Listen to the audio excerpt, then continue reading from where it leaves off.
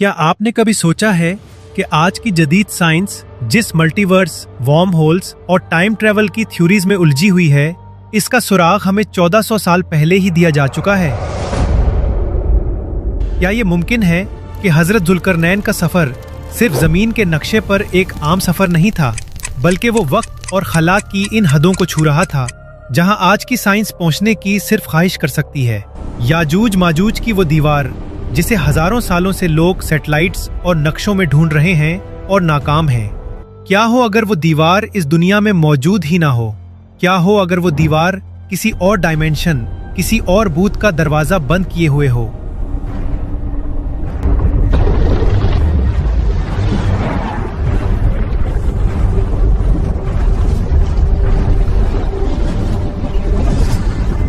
आज हम तारीख के उस पुरअसरार तरीन बाब को खोलने जा रहे हैं जिसने मुफस्सिरीन से लेकर आइंस्टाइन के पैरोकारों तक सबको हैरत में डाल रखा है। ये कहानी सिर्फ एक बादशाह की नहीं, ये कहानी है कायनात के उन खुफिया रास्तों की जिन्हें कुरान ने असबाब कहा है। आज से हजारों साल पहले अल्लाह रब्बुल इज्जत ने जमीन पर एक ऐसे शख्स को इख्तदार बख्शा जिसका जिक्र कुरान पाक की सूरह अल-कहफ में एक खास पस मंजर में किया गया। हम उन्हें जुल्करनैन के नाम से जानते हैं। आम तौर पर तारीख की किताबों में बहस ये होती है कि क्या वो सिकंदर आजम थे या साइरस द ग्रेट, लेकिन आज हमारा मौजू उनकी शनाख्त नहीं बल्कि उनका वो इल्म ताकत है जो अल्लाह ने उन्हें अता की थी। कुरान के अल्फाज पर गौर कीजिए। अल्लाह फरमाता है, इन्ना मक्कन्ना लहू फिल अर्द व आतैनहू मिन कुल्लि शैइन सबबा। बेशक हमने उसे जमीन में इख्तदार दिया और उसे हर चीज का सबब अता किया। यहाँ रुक जाएं और सोचें, ये सबब क्या है? अरबी लुगत में सबब का मतलब है रस्सी, जरिया या रास्ता, लेकिन जब बात कायनात की तस्खीर की हो तो मुफस्सिरीन और जदीद मुहक्किकीन इस लफ्ज की गहराई देखकर दंग रह जाते हैं। अल्लामा इब्ने कसीर और दीगर बड़े मुफस्सिरीन लिखते हैं कि सबब से मुराद वो इल्म और वो ज़राए थे जिनके जरिए जुल्करनैन जमीन के रास्तों, तबी क़वानीन और शायद कायनाती क़ुव्वतों को कंट्रोल कर सकते थे। आज की नजरियाती तबीयत, थ्योरेटिकल फिजिक्स की जबान में बात करें तो क्या ये असबाब वो टेक्नोलॉजी या वो फार्मूले थे जो स्पेस को बेंड करने की सलाहियत रखते थे? जरा तसव्वुर करें, एक ऐसा दौर जहां घोड़ों और तलवारों का राज था, वहां एक शख्स मगरिबे शम्स जहां सूरज डूबता है और मतले शम्स जहां सूरज निकलता है के इंतहाई किनारों तक कैसे पहुंचा। ये सफर महीनों या सालों का नहीं लग रहा था, बल्कि कुरान का अंदाज़े बयान बताता है कि ये एक मिशन था जो गैर मामूली रफ्तार और वसाइल के साथ तय हुआ। यहाँ से हमारी तहकीक का वो हिस्सा शुरू होता है जो आपके रोंगटे खड़े कर देगा। आइंस्टाइन की जनरल रिलेटिविटी हमें बताती है कि अगर आप खुला स्पेस में काफी ज्यादा ग्रेविटी या एनर्जी पैदा कर लें तो आप दो मकामात के दरमियान फासला समेट सकते हैं। इसे हम आइंस्टाइन रोजन ब्रिज या वर्म होल कहते हैं। क्या जुल्करनैन के पास मौजूद असबाब का ताल्लुक इसी किस्म की किसी ज्योमेट्रिक मैनिपुलेशन से था? ये सवाल अजीब लग सकता है, लेकिन जब हम कुरान में उनके 3 सफरों का मुताला करते हैं तो हमें ऐसे इशारे मिलते हैं जो आम जियोग्राफी से मेल नहीं खाते हैं। पहला सफर मगरिब की जानिब। कुरान कहता है कि वो एक ऐसी जगह पहुंचे जहां उन्होंने सूरज को एक कीचड़ वाले चश्मे ऐनिन हमिया में डूबते हुए पाया। नाक़दीन यहाँ सवाल उठाते हैं कि सूरज तो जमीन में नहीं डूबता, वो तो खला में है, लेकिन जदीद साइंस और पोर्टल थ्योरी रखने वाले मुहक्किकीन इसकी एक इंतहाई हैरानकुन तशरीह करते हैं। क्या वो कीचड़ वाला चश्मा दर हकीकत एक ब्लैक होल या एक डार्क एनर्जी का पूल था? क्योंकि ब्लैक होल का इवेंट होराइजन देखने में ऐसा ही लगता है जैसे रोशनी किसी तारीक माए में डूब रही हो। जुल्करनैन के सफर का आगाज हो चुका है। उनके हाथ में असबाब की कुंजी है और वो एक ऐसी मखलूक और ऐसी हकीकत की तरफ बढ़ रहे हैं जो आज भी हमारे पैरों के नीचे या हमारी फजाओं के ऊपर कहीं छुपी हुई है।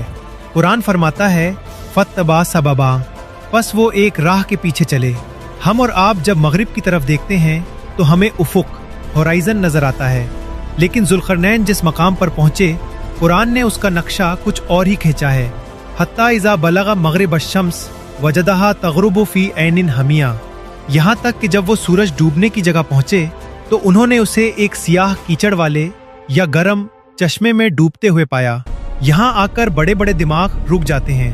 ऐनिन हमिया, अरबी में हमिया का मतलब है सियाह कीचड़, और एक किरात में उसे हामिया पढ़ा गया जिसका मतलब है तपता हुआ गरम। एक ऐसा चश्मा जो सियाह भी है और गरम भी। रिवायती ज्योग्राफी के माहिरीन कहते हैं कि शायद ये बहरा अस्वद ब्लैक सी था या ओकियानूस का कोई किनारा जहां शाम के वक्त पानी सियाह नजर आता है। ये तशरीह अपनी जगह दुरुस्त हो सकती है, लेकिन अगर हम इस मौजू को पोर्टल्स और कॉस्मोलॉजी के जदीद जाविये से देखें तो एक हौलनाक तस्वीर सामने आती है। जदीद एस्ट्रोफिजिक्स में जब कोई सितारा या रोशनी किसी हाई ग्रेविटी पॉइंट या ब्लैक होल के करीब जाती है तो वो खत्म नहीं होती, बल्कि ऐसा लगता है कि वो एक तारीक गड्ढे में गिर रही है। तो क्या जुल्करनैन जमीन के इस मैग्नेटिक नॉर्थ या किसी ऐसे एनर्जी वॉर्टेक्स पर खड़े थे जहां जमीनी और खलाई पर्दे बारीक हो जाते हैं? हजरत अब्दुल्ला इब्ने अब्बास रजी अल्लाह अन्हु से एक रिवायत मंसूब है जिसमें उन्होंने फरमाया कि सूरज इस चश्मे में ऐसे जाता है जैसे कोई चीज कुएं में गिरती है। ये अल्फाज कुएं में गिरना आज की साइंस की जबान में ग्रेविटेशनल वेल की बेहतरीन तारीफ है। सोचिए, अगर जुल्करनैन के पास वक्त और खला को समझने वाले असबाब थे तो हो सकता है उन्होंने सूरज को महज अफक पर डूबते नहीं देखा, बल्कि उन्होंने इस मैकेनिज्म का मुशाहिदा किया हो जिसके तहत हमारा सोलर सिस्टम एक खास मदार में तीर रहा है। कुछ मुहक्किकीन ये नजरिया भी पेश करते हैं कि मगरिब शम्स से मुराद जमीन की आखिरी हद नहीं बल्कि खलाई सफर, स्पेस ट्रेवल का कोई ऐसा गेटवे था जहां रोशनी मादा मीटर में तब्दील होकर जज्ब हो रही थी। सियाह कीचड़ दरअसल डार्क मीटर की एक तशबीह भी हो सकती है, लेकिन बात सिर्फ नज़ारों की नहीं थी, वहां कुछ लोग भी थे। कुरान कहता है व वजदा इंदहा कौमा, और उन्होंने वहां एक कौम को पाया। ये कौन लोग थे जो इतने खौफनाक माहौल में इस सियाह चश्मे के किनारे आबाद थे? मुफस्सिरीन लिखते हैं कि ये एक इंतहाई ताकतवर और सरकश कौम थी, लेकिन यहाँ अल्लाह ने जुल्करनैन का इम्तिहान लिया। अल्लाह ने फरमाया, ए जुल्करनैन, या तो तुम उन्हें सजा दो या उनके साथ भलाई का मामला करो। गौर कीजिए, अल्लाह ने एक बादशाह को मुकम्मल इख्तियार दे दिया, पावर ऑफ चॉइस। यहाँ जुल्करनैन की शख्सियत का वो पहलू सामने आता है जो उन्हें आम बादशाहों से जुदा करता है। उन्होंने अपनी मर्जी नहीं चलाई, ना ही ताकत का नशा दिखाया। उन्होंने एक यूनिवर्सल लॉ नाफिज किया।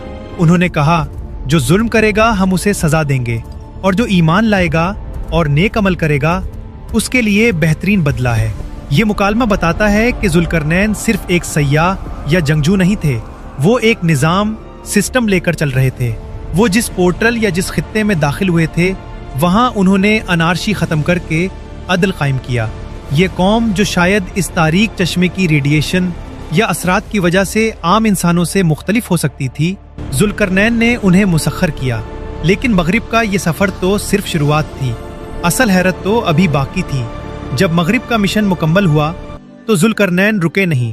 कुरान के अल्फाज हैं, सुम्मा इत्बा सबबन, अब रुख था मशरिक का, मतले शम्स, जहां से सूरज निकलता है। लेकिन वहां का मंजर मगरिब से भी ज्यादा अजीब और वहशतनाक था। वहां एक ऐसी कौम थी जिनके पास सूरज से बचने के लिए कोई आड़, कोई इमारत, हत्ता कि शायद कपड़े भी नहीं थे। जदीद साइंसदान हैरान हैं कि जमीन पर ऐसी जगह कहां हो सकती है जहां सूरज की तपिश से बचने की कोई शील्ड ना हो। क्या ओजोन लेयर वहां नहीं थी या जमीन की गर्दिश वहां रुकी हुई थी? तो चलिए ये भी जानने की कोशिश करते हैं। मगरिब का मुअम्मा हल करने के बाद जुल्करनैन ने रुकने का नाम नहीं लिया। एक बादशाह जिसने अभी अभी मगरिब की इंतहा को फतह किया है, वो वापस अपने तख्त पर आकर आराम क्यों नहीं करता? वो फौरन दूसरे सफर पर क्यों निकल खड़ा होता है? ये बेचैनी, ये रफ्तार शायद इस बात की तरफ इशारा है कि उनका मिशन कोई आम जमीनी फुतूहात नहीं बल्कि कायनात का तवाजुन बरकरार रखने की जिम्मेदारी थी। अब रुख था मशरिक का, मतले शम्स, वो जगह जहां से सूरज तुलू होता है। हम सब जानते हैं कि सूरज मशरिक से निकलता है, लेकिन कुरान यहाँ एक खास पॉइंट की बात कर रहा है। एक ऐसा मकाम जहां जमीन का माहौल, फजा और जिंदगी के कवानीन बदल जाते हैं। हत्ता इज़ा बलग मतलिया शम्स वजदहा तत्लु अला कौमिन लम नजल लहुम मिन दूनिहा सितरा। यहाँ तक कि जब वो सूरज निकलने की जगह पहुंचे तो उन्होंने उसे एक ऐसी कौम पर निकलते पाया जिनके लिए हमने सूरज के मुकाबिल में कोई ऊँट, पर्दा / आड़ नहीं रखी थी, कोई ऊँट नहीं रखी थी। अरबी लफ्ज है सित्रा। इसका मतलब है पर्दा, दीवार, छत या लिबास। जाहिरी तफसीर में मुफस्सिरीन कहते हैं कि ये लोग इतने वहशी या कदीम थे कि उन्होंने घर बनाना नहीं सीखा था, या वहां की जमीन ऐसी थी कि इमारत खड़ी नहीं हो सकती थी। लेकिन जरा साइंसी आंख से देखें, क्या सित्रा से मुराद ओजोन लेयर या एटमॉस्फेरिक शील्ड भी हो सकती है? जदीद साइंस हमें बताती है कि अगर जमीन के किसी हिस्से से हिफाजती तहीं हट जाएं, तो सूरज की अल्ट्रा वायलेट शुआएं और रेडिएशन वहां जिंदगी को नामुमकिन बना देती हैं। वहां कोई इमारत टिक नहीं सकती, वहां की जमीन बंजर हो जाती है। कुछ मुहक्किकीन का ख्याल है कि जुल्करनैन का सफर शायद एक ऐसे दौर या ऐसे खित्ते में था जहां जमीन का कमजोर पड़ चुका था। ये कौम जो वहां आबाद थी, वो उस शदीद तापकारी के साथ जीना सीख चुकी थी। तारीखी रिवायात में आता है कि ये लोग जमीन के अंदर गारों में रहते थे। जब सूरज निकलता तो जमीन के अंदर छुप जाते, और जब सूरज ढलता तो बाहर निकलकर रिस्क तलाश करते। यहाँ एक बहुत बड़ा सवाल पैदा होता है। मगरिब में जुल्करनैन ने मुदाखलत की थी, लेकिन यहाँ कुरान खामोश है, बल्कि एक अजीब जुमला कहता है, कज़ालिका वक़द अहतना बिमा लदैहि खुबरा। जो कुछ उस जुल्करनैन के पास था, हमने अपने इल्म से उसका इहाता कर रखा था। यानी जुल्करनैन ने यहाँ कोई मुदाखलत नहीं की। उन्होंने उस कौम की हालत नहीं बदली, उन्होंने उन्हें घर बनाकर नहीं दिए। क्यों? क्या यह कौम किसी नेचुरल प्रोसेस का हिस्सा थी? क्या जुल्करनैन के पास जो इल्म था, उसने उन्हें बता दिया था कि इस खित्ते का इकोसिस्टम ऐसा ही रहना चाहिए? अगर यहाँ मसनूई तब्दीलियां की गईं, तो शायद जमीन का तवाजुन बिगड़ जाए। ये खामोशी सबसे बड़ा राज है। जुल्करनैन जानते थे कि कब अमल करना है और कब कुदरत के काम में दखल नहीं देना। ये हिकमत, ये उन्हें आम बादशाहों से मुमताज करती है। वो सिर्फ फातेह नहीं, वो एक मुहाफिज। उन्होंने इस कौम को उनके हाल पर छोड़ा, क्योंकि शायद उनका जीनियाती ढांचा या उनका तर्ज जिंदगी इस माहौल के लिए साजगार हो चुका था।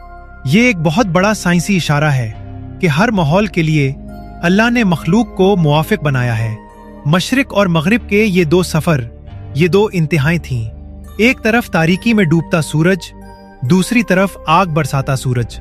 जुल्करनैन ने जमीन के दोनों कुतबों या इंतहाई हुदूद का जायजा ले लिया था, लेकिन इन दो सफरों के बाद अब वो तीसरे और आखिरी रास्ते का इंतखाब करने वाले थे। ये रास्ता बैनुस सदीन, ये वो जगह है जहां तारीख का सबसे खौफनाक राज दफन है, जहां एक ऐसी कौम कैद है जो इंसानों की तरह दिखती तो है, लेकिन उनकी फितरत दरिंदों से बदतर है। याजूज और माजूज, और वो लोहे और तांबे की दीवार क्या सिर्फ एक दीवार है, या कोई जुल्करनैन इन दोनों इंतहाओं को अपनी आंखों से देख चुके थे? लेकिन अभी एक ऐसी मुहिम बाकी थी जो रहती दुनिया तक एक मुअम्मा बनने वाली थी। मुफस्सिरीन कहते हैं कि ये शुमाल की जानिब एक सफर था, लेकिन ये कोई आम जोग्राफियाई सिमत नहीं थी।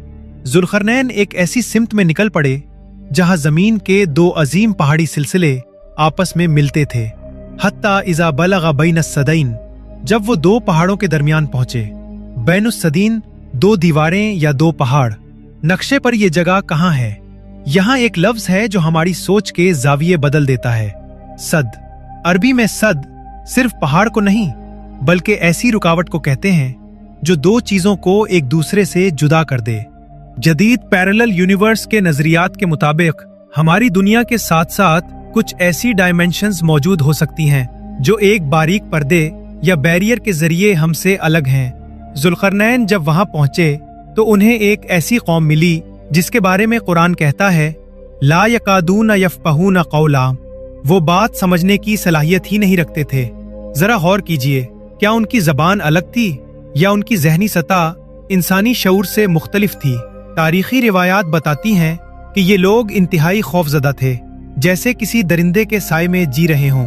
उन्होंने जब जुल्करनैन जैसी ताकतवर और परवकार शख्सियत को देखा तो वो समझ गए कि यही वो शख्स है जो उन्हें इस अजाब से बचा सकता है जो उनके सरों पर मुंडला रहा था। उन्होंने इशारों में या अपनी मखसूस जबान में जुल्करनैन से फरियाद की, ए जुल्करनैन, बेशक याजूज और माजूज इस जमीन में फसाद मचाने वाले हैं, तो क्या हम आपको कुछ माल खिराज दें कि आप हमारे और उनके दरमियान एक दीवार सद बना दें? यहाँ मंजर बदल जाता है। याजूज और माजूज, वो मखलूक जिसका जिक्र तौरात, इंजील और कुरान तीनों इल्हामी किताबों में मिलता है, वो एक जीती जागती फसादी कुव्वत थी। ऐसी कुव्वत जो जब निकलती थी तो सब कुछ तहस नहस कर देती थी। वो फसलें खा जाते, बस्तियों को उजाड़ देते और खून खराबा करते। साइंस की नज़र से देखें तो ऐसा लगता है कि वो किसी ऐसी वादी या टेराफॉर्म में रहते थे जहां तक पहुंचने का रास्ता सिर्फ इस एक दर्रे से होकर गुजरता था। वो कौम जुल्करनैन को पैसा देने की पेशकश कर रही थी, लेकिन एक सच्चा मोमिन और अल्लाह का नायब कभी माल का लालची नहीं होता। जुल्करनैन का जवाब तारीख के सुनहरी हरूफ में लिखा गया। उन्होंने कहा, मुझे तुम्हारा माल नहीं चाहिए, मुझे तुम्हारी जिस्मानी मेहनत चाहिए। यहाँ से इस अजीम इंजीनियरिंग प्रोजेक्ट का आगाज होता है, जिसकी मिसाल पूरी इंसानी तारीख में नहीं मिलती। ये सिर्फ एक दीवार नहीं थी, ये कायनाती तालाबंदी, कॉस्मिक लॉकडाउन थी। जुल्करनैन ने जो मटीरियल मांगा वो उनके इल्म और टेक्नोलॉजी का सबूत था। उन्होंने कहा, मुझे लोहे के बड़े बड़े टुकड़े लाकर दो। फिर जब वो पहाड़ों के दरमियान बराबर हो गए तो उन्होंने कहा, आग जलाओ और उसे फूंको। और आखिर में उन्होंने इस पिघले हुए लोहे पर पिघला हुआ तांबा डाल दिया। लोहा और तांबा, आयरन एंड कॉपर। आज का मेटलर्जिस्ट जानता है कि जब इन दो धातुओं को खास तरीके से मिलाया जाए तो वो एक ऐसा एलॉय बनती हैं जो जंग से पाक और फौलाद से ज्यादा मजबूत होता है। एक ऐसी दीवार जिसे न तोड़ा जा सकता है, न जिस पर चढ़ा जा सकता है, और ना ही जिसमें सुराख मुमकिन है। जब जुल्करनैन ने लोहे के बड़े बड़े तख्तों को दो पहाड़ों के दरमियान नस्ब कर दिया तो उन्होंने महज एक तामीराती काम नहीं किया था, बल्कि उन्होंने मैटर की हकीकत को बदल कर रख दिया था। कुरान के अल्फाज पर गौर कीजिए, हत्ता इदा जालहा नारा काला आतूनी उफ्रिक अलैहि कितरा। यहाँ एक बहुत बड़ा साइंसी राज छुपा है। आज की जदीद मेटलर्जी हमें बताती है कि लोहा, आयरन अपनी मजबूती के लिए मशहूर है, लेकिन इसकी एक कमजोरी है, ऑक्सीडेशन यानी जंग। अगर लोहा हजारों साल तक खुला रहे तो वो भरभरा होकर टूट जाता है, लेकिन जुल्करनैन ने इस पर कित्र यानी पिघला हुआ तांबा, कॉपर डाला। साइंस की नजर में तांबा एक ऐसा कंडक्टर है जो न सिर्फ जंग को रोकता है, बल्कि जब उसे लोहे के साथ एक खास दर्जा हरारत पर जोड़ा जाए तो ये एक ऐसा केमिकल बांड बनाता है जो उसे नाकाबिले तस्खीर बना देता है। जदीद तहकीक के मुताबिक अगर लोहे और तांबे की एक बहुत बड़ी मिकदार को एक मखसूस ज्योमेट्री में तरतीब दिया जाए तो वो एक इलेक्ट्रोमैग्नेटिक शील्ड पैदा कर सकती है। क्या ये मुमकिन है कि याजूज माजूज कोई ऐसी मखलूक हों जिनका वजूद किसी खास फ्रीक्वेंसी या एनर्जी पर मुनहसिर हो, और इस दीवार ने उनके लिए इस दुनिया में आने का रास्ता फ्रीक्वेंसी के जरिए ब्लॉक कर दिया हो? कुरान कहता है, फमस्ताऊ अन यज़हरूहु वमस्तताऊ लहू नक़बा। बस उनमें ये ताकत ना रही कि वो उस पर चढ़ सकें और ना ही वो उसमें सुराख कर सकें। ये जुमला सुराख ना कर सकना बहुत गहरा है। याजूज माजूज की तादाद इतनी ज्यादा बताई गई है कि वो अगर आम मिट्टी या पत्थर की दीवार होती तो उसे नाखूनों से खोद डालते, लेकिन ये दीवार एटमी सतह पर इतनी मजबूत थी कि मादी औजार इस पर असर नहीं कर सकते थे। कुछ मुहक्किकीन का कहना है कि ये दीवार दरअसल एक स्पेस टाइम फैब्रिक का लॉक है, यानी एक ऐसी जगह जहां दो दुनियाओं के कवानीन आपस में टकराते हैं। जुल्करनैन ने वहां लोहे और तांबे का इस्तेमाल करके उस गेटवे को सेल कर दिया ताकि इस डायमेंशन की मखलूक हमारी डायमेंशन में मुदाखलत ना कर सके। लेकिन अगर ये दीवार इतनी बड़ी और अजीम थी तो आज के सैटेलाइट्स, गूगल मैप्स और जदीद रेडार्स उसे क्यों नहीं ढूंढ पाते? हमने जमीन का चप्पा चप्पा छान मारा है, समुद्रों की तहों से लेकर हिमालय की चोटियों तक। कहीं भी लोहे और तांबे की ऐसी देवकामत दीवार नजर नहीं आती।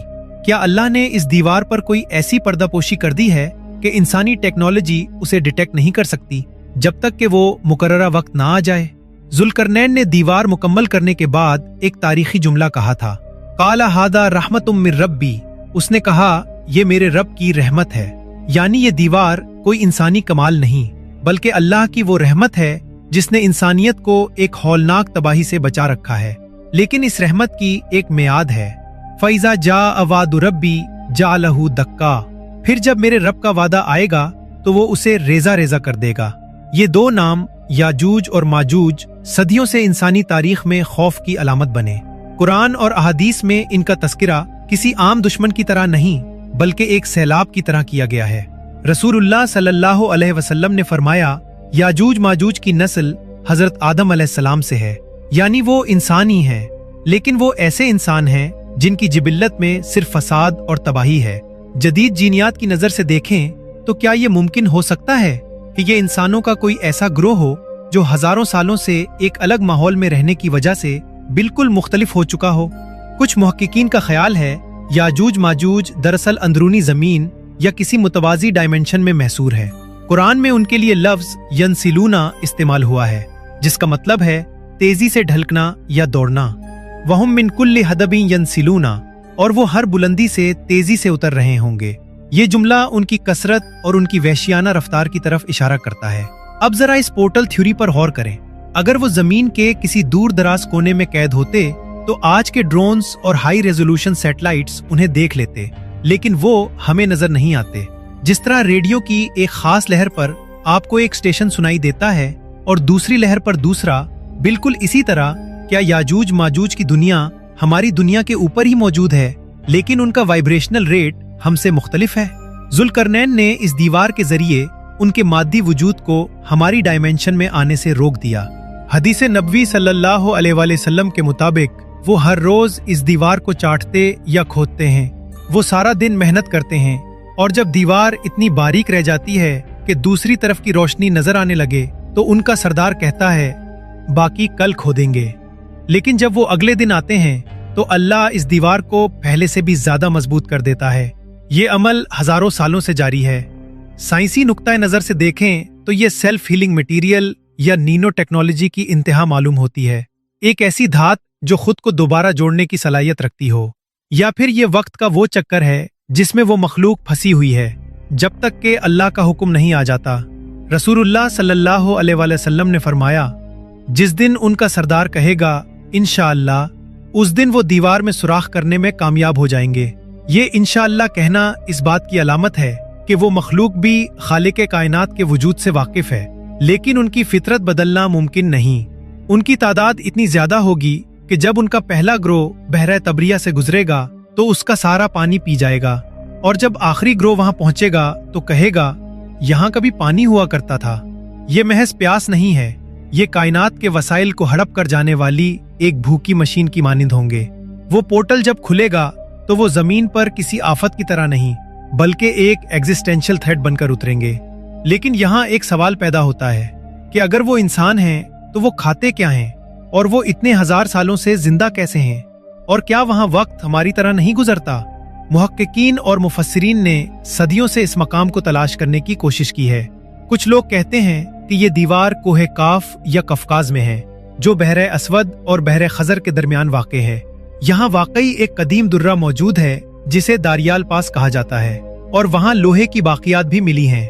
लेकिन मसला ये है कि वो दीवार तो टूटी हुई है और वहाँ से कोई याजूज माजूज बरामद नहीं हुए। यहीं से साइंसी पोर्टल थ्योरी जन्म लेती है।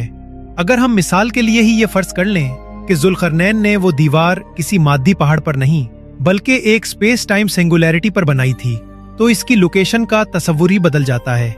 आज की साइंस में इलेक्ट्रोमैग्नेटिक मासिंग एक हकीकत है, ऐसी टेक्नोलॉजी जो मादी चीजों को रोशनी की लहरों से छुपा सकती है। क्या अल्लाह ताला ने इस मकाम पर कोई ऐसी हिजाब या पर्दा डाल रखा है जो इंसानी बसारत और रेडार्स को धोखा दे देता है?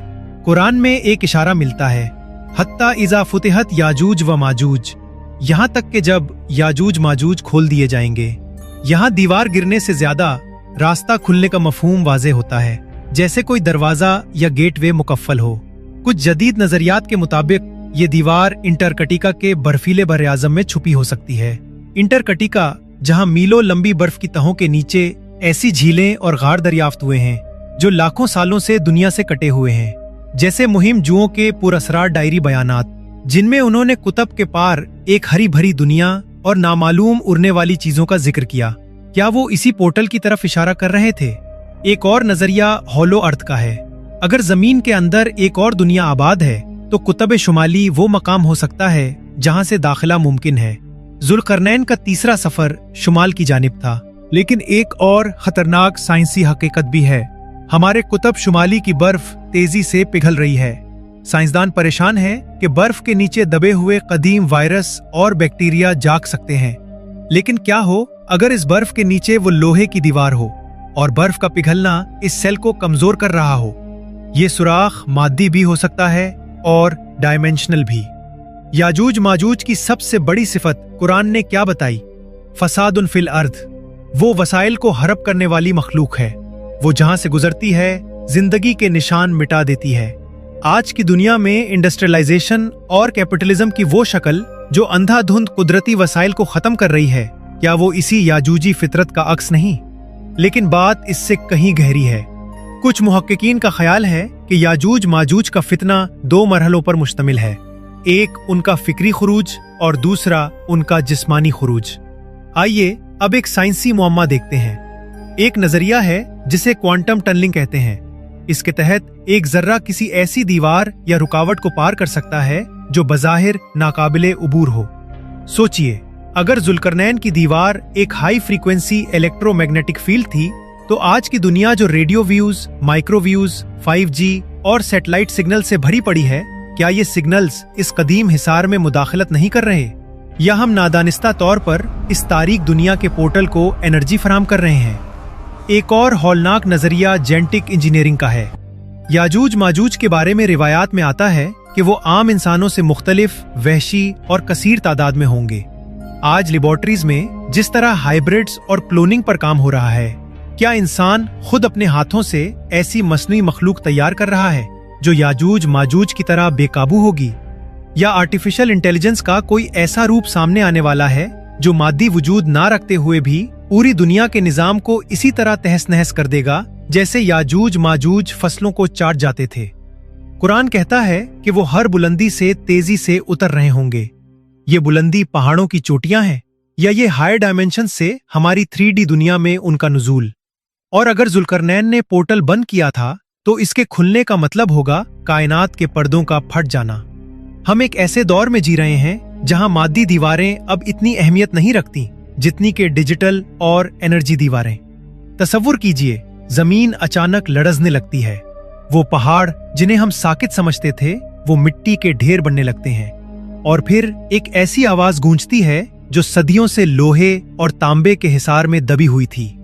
फैजा जा अवादु रब्बी जालहा दक्का। फिर जब मेरे रब का वादा आएगा तो वो इस दीवार को रेजा रेजा कर देगा। ये वो लम्हा होगा जब पोर्टल खुल जाएगा। याजूज और माजूज जो हजारों सालों से एक कैदे तन्हाई में अपनी जिबिल्लत को तेज कर रहे थे, एक भूखे सैलाब की तरह जमीन पर इमड़ आएंगे। ये कोई आम जंग नहीं होगी, ये बायोलॉजिकल और अददी बढ़तरी का वो हमला होगा जिसका मुकाबला दुनिया की कोई सुपर पावर नहीं कर सकेगी। रसूलुल्लाह सल्लल्लाहु अलैहि वसल्लम की हदीस में इस मंजर की जो तस्वीर कुशी की गई है वो किसी भी हॉलीवुड की साइंस फिक्शन फिल्म से ज्यादा हौलनाक है। वो इतनी बड़ी तादाद में होंगे कि उनकी पहली लहर जब बहरा तबरिया सी ऑफ गैलिली से गुजरेगी तो उसका सारा पानी पी जाएगा। साइंसी नुक्ता नजर से देखें तो ये मास कंजम्पशन की इंतहा है, यानी एक ऐसी मखलूक जो जमीन के तमाम तर हाइड्रोजन, ऑक्सीजन और हयातियाती वसाइल को चंद ही दिनों में हड़प करने की सलाहियत रखती हो। वो हर बुलंदी से यूं उतरेंगे जैसे बारिश का पानी पहाड़ से नीचे गिरता है। जमीन उनके कदमों तले छुप जाएगी। इंसानों के लिए कोई जाय पनाह नहीं रहेगी। उनके हथियार, उनके तीर या शायद उनकी एडवांस टेक्नोलॉजी इतनी मोहलिक होगी कि वो जमीन वालों को खत्म करने के बाद आसमान की तरफ अपने तीर फेंकेंगे और कहेंगे, हमने जमीन वालों को मगलूब कर लिया, अब आसमान वालों की बारी है। कुछ मुहक्किकीन का ख्याल है कि जब वो पोर्टल खुलेगा तो जमीन के इलेक्ट्रोमैग्नेटिक कवानीन बदल जाएंगे। एटमी फ्यूजन और बिजली पर चलने वाली टेक्नोलॉजी काम करना छोड़ देगी, क्योंकि वो दीवार खुद एक बहुत बड़ा एनर्जी सेल था जिसके टूटने से आलमी सतह पर ब्लैकआउट हो सकता है। ऐसे में अल्लाह ताला अपने नबी हजरत ईसा अलैहिस्सलाम को वही फरमाएगा, मैंने अपने ऐसे बंदे निकाले हैं जिनसे लड़ने की ताकत किसी में नहीं, बस आप मेरे मोमिन बंदों को कोहे तौर, माउंट तूर की तरफ ले जाएं। कोहे तौर एक और मुकद्दस मकाम, मोमिनीन वहां महसूर हो जाएंगे। बाहर याजूज माजूज का राज होगा, जमीन लहूलुहान होगी और वसाइल खत्म हो चुके होंगे। ये वो वक्त होगा जब इंसानी अकल और टेक्नोलॉजी हार जाएगी और सिर्फ मोजज़ा बाकी रहेगा। वहां इस पहाड़ की पनाह में अल्लाह के बरगुज़ीदा बंदे दुआ करेंगे और फिर कुदरत का वो निज़ाम हरकत में आएगा जो बड़ी से बड़ी जाबिर कुव्वत को मच्छर के पर के बराबर कर देता है। अल्लाह उनकी गर्दनों में एक कीड़ा नगफ पैदा कर देगा जो उनकी मौत का सबब बनेगा। वो सब के सब एक ही रात में ऐसे मर जाएंगे जैसे एक जान मरती है। लेकिन कहानी यहाँ खत्म नहीं होती। उनकी लाशों से जमीन भर जाएगी, ताफुन फैल जाएगा। फिर अल्लाह ऐसे परिंदे भेजेगा जो उनकी लाशों को उठाकर नामालूम मकामात पर फेंक देंगे और एक ऐसी बारिश होगी जो जमीन को आईने की तरह साफ कर देगी। क्या आपने गौर किया, जुल्करनैन ने जिस फितने को लोहे और तांबे से रोका था उसका खात्मा बायोलॉजिकल एक कीड़े के जरिए हुआ। ये कायनात के तवाजुन का वो सबक है जो हमें बताता है कि हर ताकत का एक कमजोर नुक्ता अकीलीज हील होता है। वो तूफान जो पूरी जमीन को हड़प लेना चाहता था अब थम चुका है। याजूज और माजूज जिनका वजूद इंसानियत के लिए एक लायनहल मुहिम्मा था, अब तारीख का हिस्सा बन चुके हैं। लेकिन वो जमीन जो उनके कदमों तले रौंदी गई थी अब वैसी नहीं रही जैसी वो जुल्करनैन के दीवार बनाने से पहले थी। कुरान और अहादीस हमें बताते हैं कि इस अजीम तबाही के बाद अल्लाह ताला जमीन को एक नई जिंदगी अता फरमाएगा। लेकिन यहाँ एक बहुत गहरा साइंसी नुक्ता है। मुफस्सिरीन लिखते हैं कि इस दौर में जमीन की जरखेजी, फर्टिलिटी इस हद तक बढ़ जाएगी कि एक अनार की छाल के नीचे पूरी जमात पनाह ले सकेगी और एक ऊँटनी का दूध पूरे कबीले के लिए काफी होगा। जदीद बायोजेनेटिक्स की जबान में ये इस बात का इशारा है कि जमीन का एटमॉस्फेयर और डीएनए स्ट्रक्चर तब्दील हो चुका होगा। आज की फिजिक्स में एक नजरिया है जिसे द ग्रेट ट्रांजिशन कहा जाता है। इसके मुताबिक कायनात का एक खास हिस्सा जब अपनी तवानाई की इंतहा को पहुंचता है तो वो एक नई हालत में मुंतकिल हो जाता है। याजूज माजूज का खुरूज दरअसल मटीरियल वर्ल्ड का आखिरी बड़ा टकराव था। उनके खात्मे के बाद जमीन पर खैर का वो दौर शुरू होगा जहां टेक्नोलॉजी की जरूरत शायद खत्म हो जाए, क्योंकि इंसान बराह रास्त असबाब और रूहानी कुव्वतों से काम लेना सीख लेगा। जरा याद कीजिए, जुल्करनैन को हर चीज का सबब दिया गया था। उनके पास वो इल्म था जिससे वो मादे मैटर को हुक्म देते थे। याजूज माजूज के बाद हजरत ईसा अलैहिस्सलाम की क़यादत में जो इंसानियत बचेगी वो इसी जुल्करनैन वाले इल्म की वारिस होगी। ये वो दौर होगा जहां दरिंदे और चरिंदे एक साथ चरेंगे, जहां सांप बच्चों के साथ खेलेंगे और कोई किसी को नुकसान नहीं पहुंचाएगा। ये एक ऐसी यूटोपिया होगी जिसे साइंसदान सिर्फ ख्वाबों में देखते हैं। लेकिन एक पुरस्रार बात अभी बाकी है। कुछ रवायात में आता है कि याजूज माजूज के मरने के बाद भी उनके हथियार, उनकी लकड़ियां और कमाने मुसलमान 7 साल तक जलाते रहेंगे। गौर कीजिए, 7 साल तक ईंधन का जरूरत ना पड़ना। क्या उनके हथियार किसी ऐसी हाई डेंसिटी एनर्जी से बने थे जो आज के पेट्रोल या गैस से हजारों गुना ज्यादा ताकतवर थी? जुल्करनैन ने लोहे और तांबे की जो दीवार बनाई थी वो सिर्फ एक रुकावट नहीं थी, वो एक सबक था कि जब तक इंसान अल्लाह के दिए हुए असबाब को अदल के साथ इस्तेमाल नहीं करता वो फितनों से महफूज नहीं रह सकता। अब हम इस मकाम पर पहुंच चुके हैं जहां हमें खुद से एक सवाल करना है। अगर जुल्करनैन का सफर माजी था और याजूज माजूज का खुरूज मुस्तकबिल है तो हम हाल में कहां खड़े हैं? हमने दीवार की तामीर, याजूज माजूज का खुरूज और जमीन के रीसेट होने के मंजर के बारे में भी जाना। आज की दुनिया में हम देखते हैं कि बड़ी ताकतें क्वांटम कंप्यूटिंग, टेलीपोर्टेशन और डायमेंशनल हैकिंग पर अरबों डॉलर्स खर्च कर रही हैं। रूस में कोहे काफ के नीचे बनाई गई खुफिया लेबोरेटरीज हों या अमेरिका का एरिया 51, क्या ये सब नादानिस्ता तौर पर इन असबाब को दोबारा दरियाफ्त करने की कोशिश नहीं कर रहे जिन्हें जुल्करनैन ने अल्लाह की रजा के लिए इस्तेमाल किया था?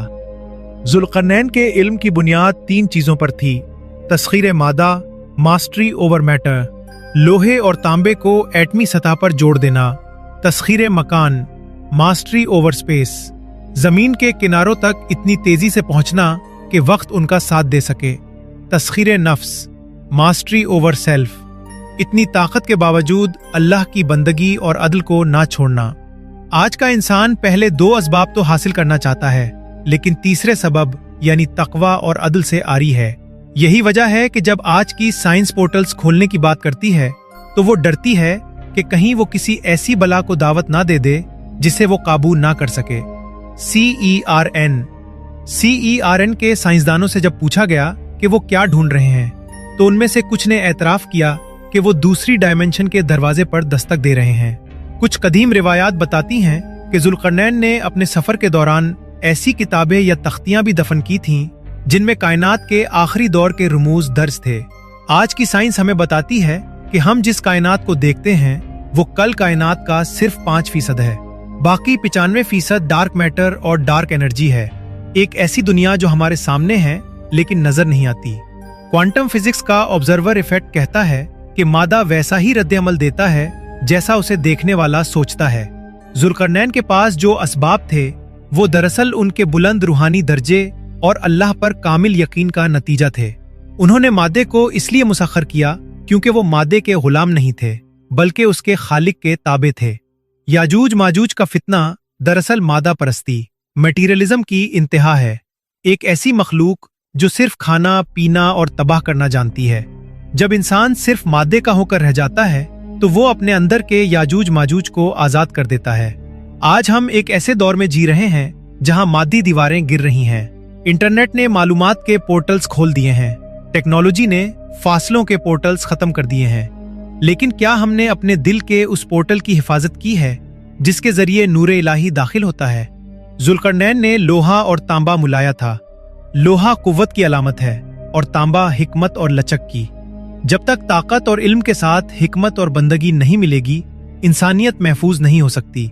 आज की दुनिया के पास लोहा एटमी ताकत तो है, लेकिन वो तांबा रूहानी हिकमत नहीं है जो इस ताकत को जंग लगने और फसाद मचाने से रोक सके। हजरत जुल्करनैन की कहानी हमें डराने के लिए नहीं बल्कि बेदार करने के लिए है। ये तमाम सवालात, तमाम नजरियात, पोर्टल थ्योरीज, मल्टीवर्स या साइंसी तशरीहात यकीनन इंसानी अक्ल को हैरत में डाल देते हैं, लेकिन जरूरी नहीं कि यही 100% मुकम्मल हकीकत हों। ये सिर्फ मुख्तलिफ मुहक्किकीन, मुफक्किरीन और जदीद साइंसी रिसर्च और नजरियात थे जो आपके साथ बतौर गौर व फिक्र शेयर किए गए। याजूज माजूज की असल हकीकत क्या है? उनकी दीवार कहाँ है? वो मादी रुकावट है या किसी और जहत का पर्दा? इन सवालात के मुकम्मल सही जवाबात सिर्फ अल्लाह के इल्म में है। कुरान मजीद साइंस की किताब नहीं बल्कि हिदायत की किताब है। कुरान हमें कायनात के राजों की मुकम्मल तफसील नहीं बताता बल्कि इंसान को गौर व फिक्र की दावत देता है। इस्लाम हमें सिखाता है कि गैब के मामलात में वही बात मानी जाए जो कुरान और सही अहादीस से साबित हो। बाकी चीजें तहकीक और गौर व फिक्र का मैदान तो हो सकती हैं, मगर यकीन का दर्जा नहीं रखती। कायनात के दरवाजे, पोर्टल्स या छुपी हुई दुनियाओं के राज चाहे जब भी खुलें, एक हकीकत हमेशा कायम रहेगी कि इस पूरी कायनात का निजाम एक ही रब के हुक्म से चल रहा है। उम्मीद है कि हजरत जुल्करनैन और पोर्टल्स पर मबनी ये गहरी तहकीक आपके इल्म और ईमान में इजाफे का बाइस बनी होगी। एक बहुत ही मशहूर और पुर इसरार सा कौल है जिसे हजरत अली करमुल्लाह वजहू के नाम से मंसूब किया जाता है कि मुझे जमीन के रास्तों से ज्यादा आसमान के रास्तों का इल्म है। ये बात दरअसल 11वीं सदी की एक बहुत मशहूर किताब नहजुल बलागा में लिखी हुई है, जिसे अपने वक्त के एक बहुत बड़े आलिम सैयद शरीफ रजी ने लिखा था।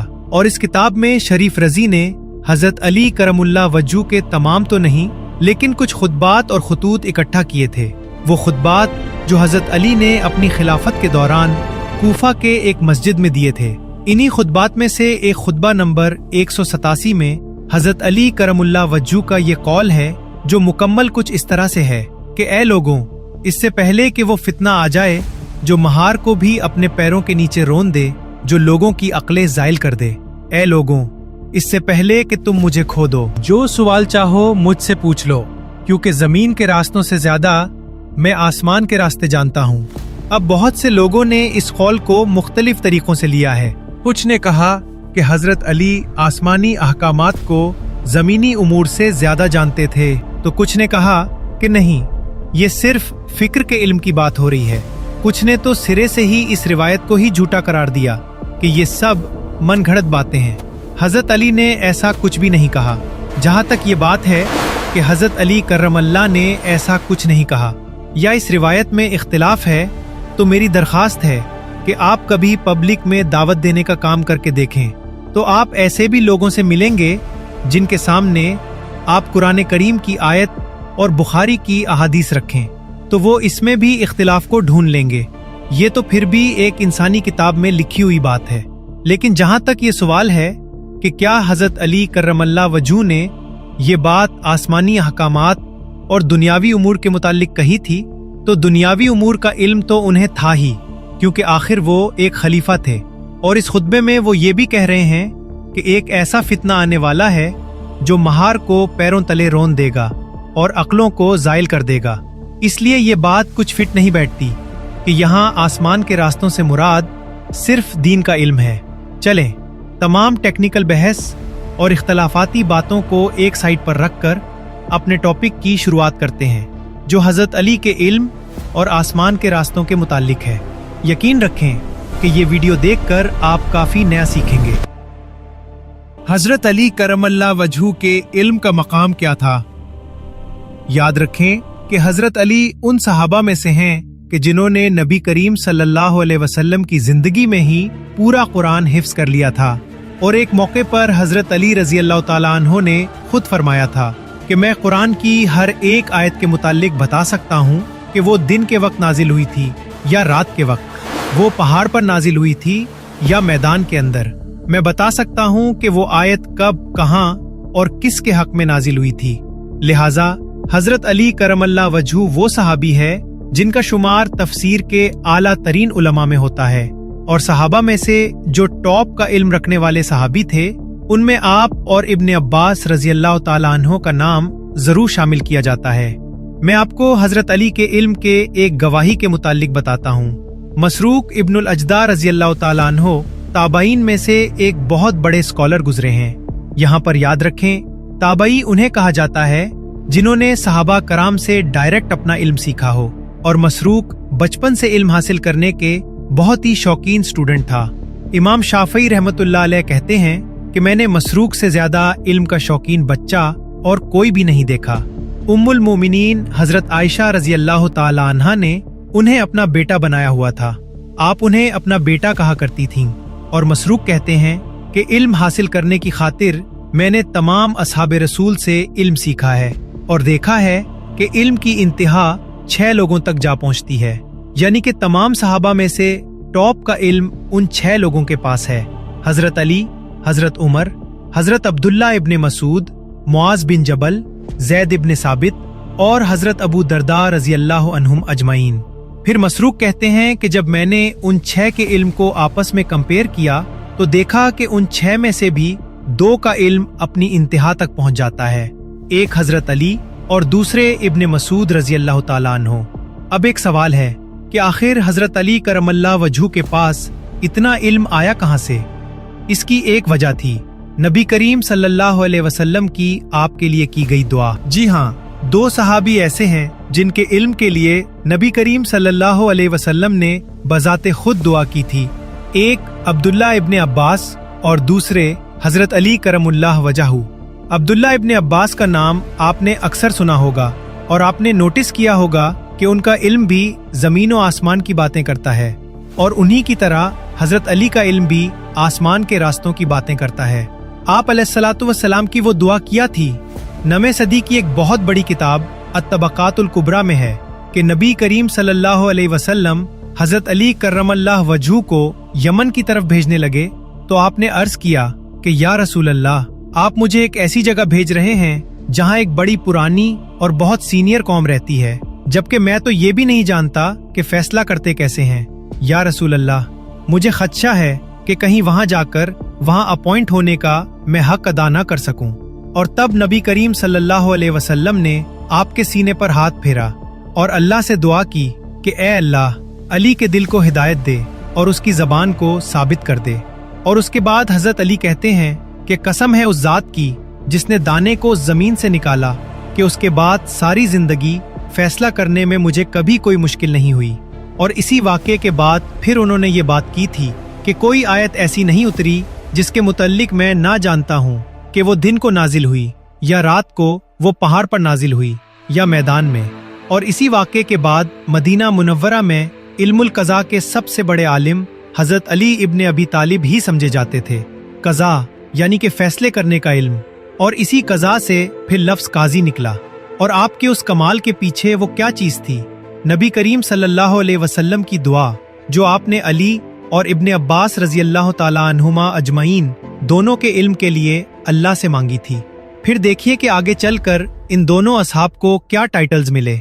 एक को इल्म का समंदर और दूसरे को इल्म के शहर का दरवाज़ा, क्योंकि अल-मुस्तदरक लिल हाकिम में ये हदीस मौजूद है कि मैं इल्म का शहर हूँ और अली उसका दरवाज़ा है।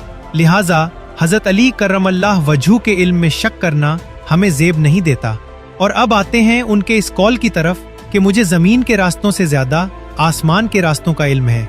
इन रास्तों को मुकम्मल तौर पर समझने के लिए आपको नहजुल बलागा का ओरिजिनल अरबी मतन देखना होगा कि जहाँ हज़रत अली करमल्लाह वजहू फरमाते हैं, फला अना बितुरुकिस समा आलमु मिन्नी बितुरुकिल अर्द, मैं ज़मीन के रास्तों से ज़्यादा आसमान के रास्तों का इल्म रखता हूँ।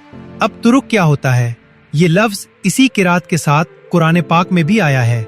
सूरतुल मोमिनून आयत नंबर 17, वलक़द खलक़ना फ़ौक़कुम सबअ तराइक़, यानी हमने तुम्हारे ऊपर 7 तराइक बना दिए।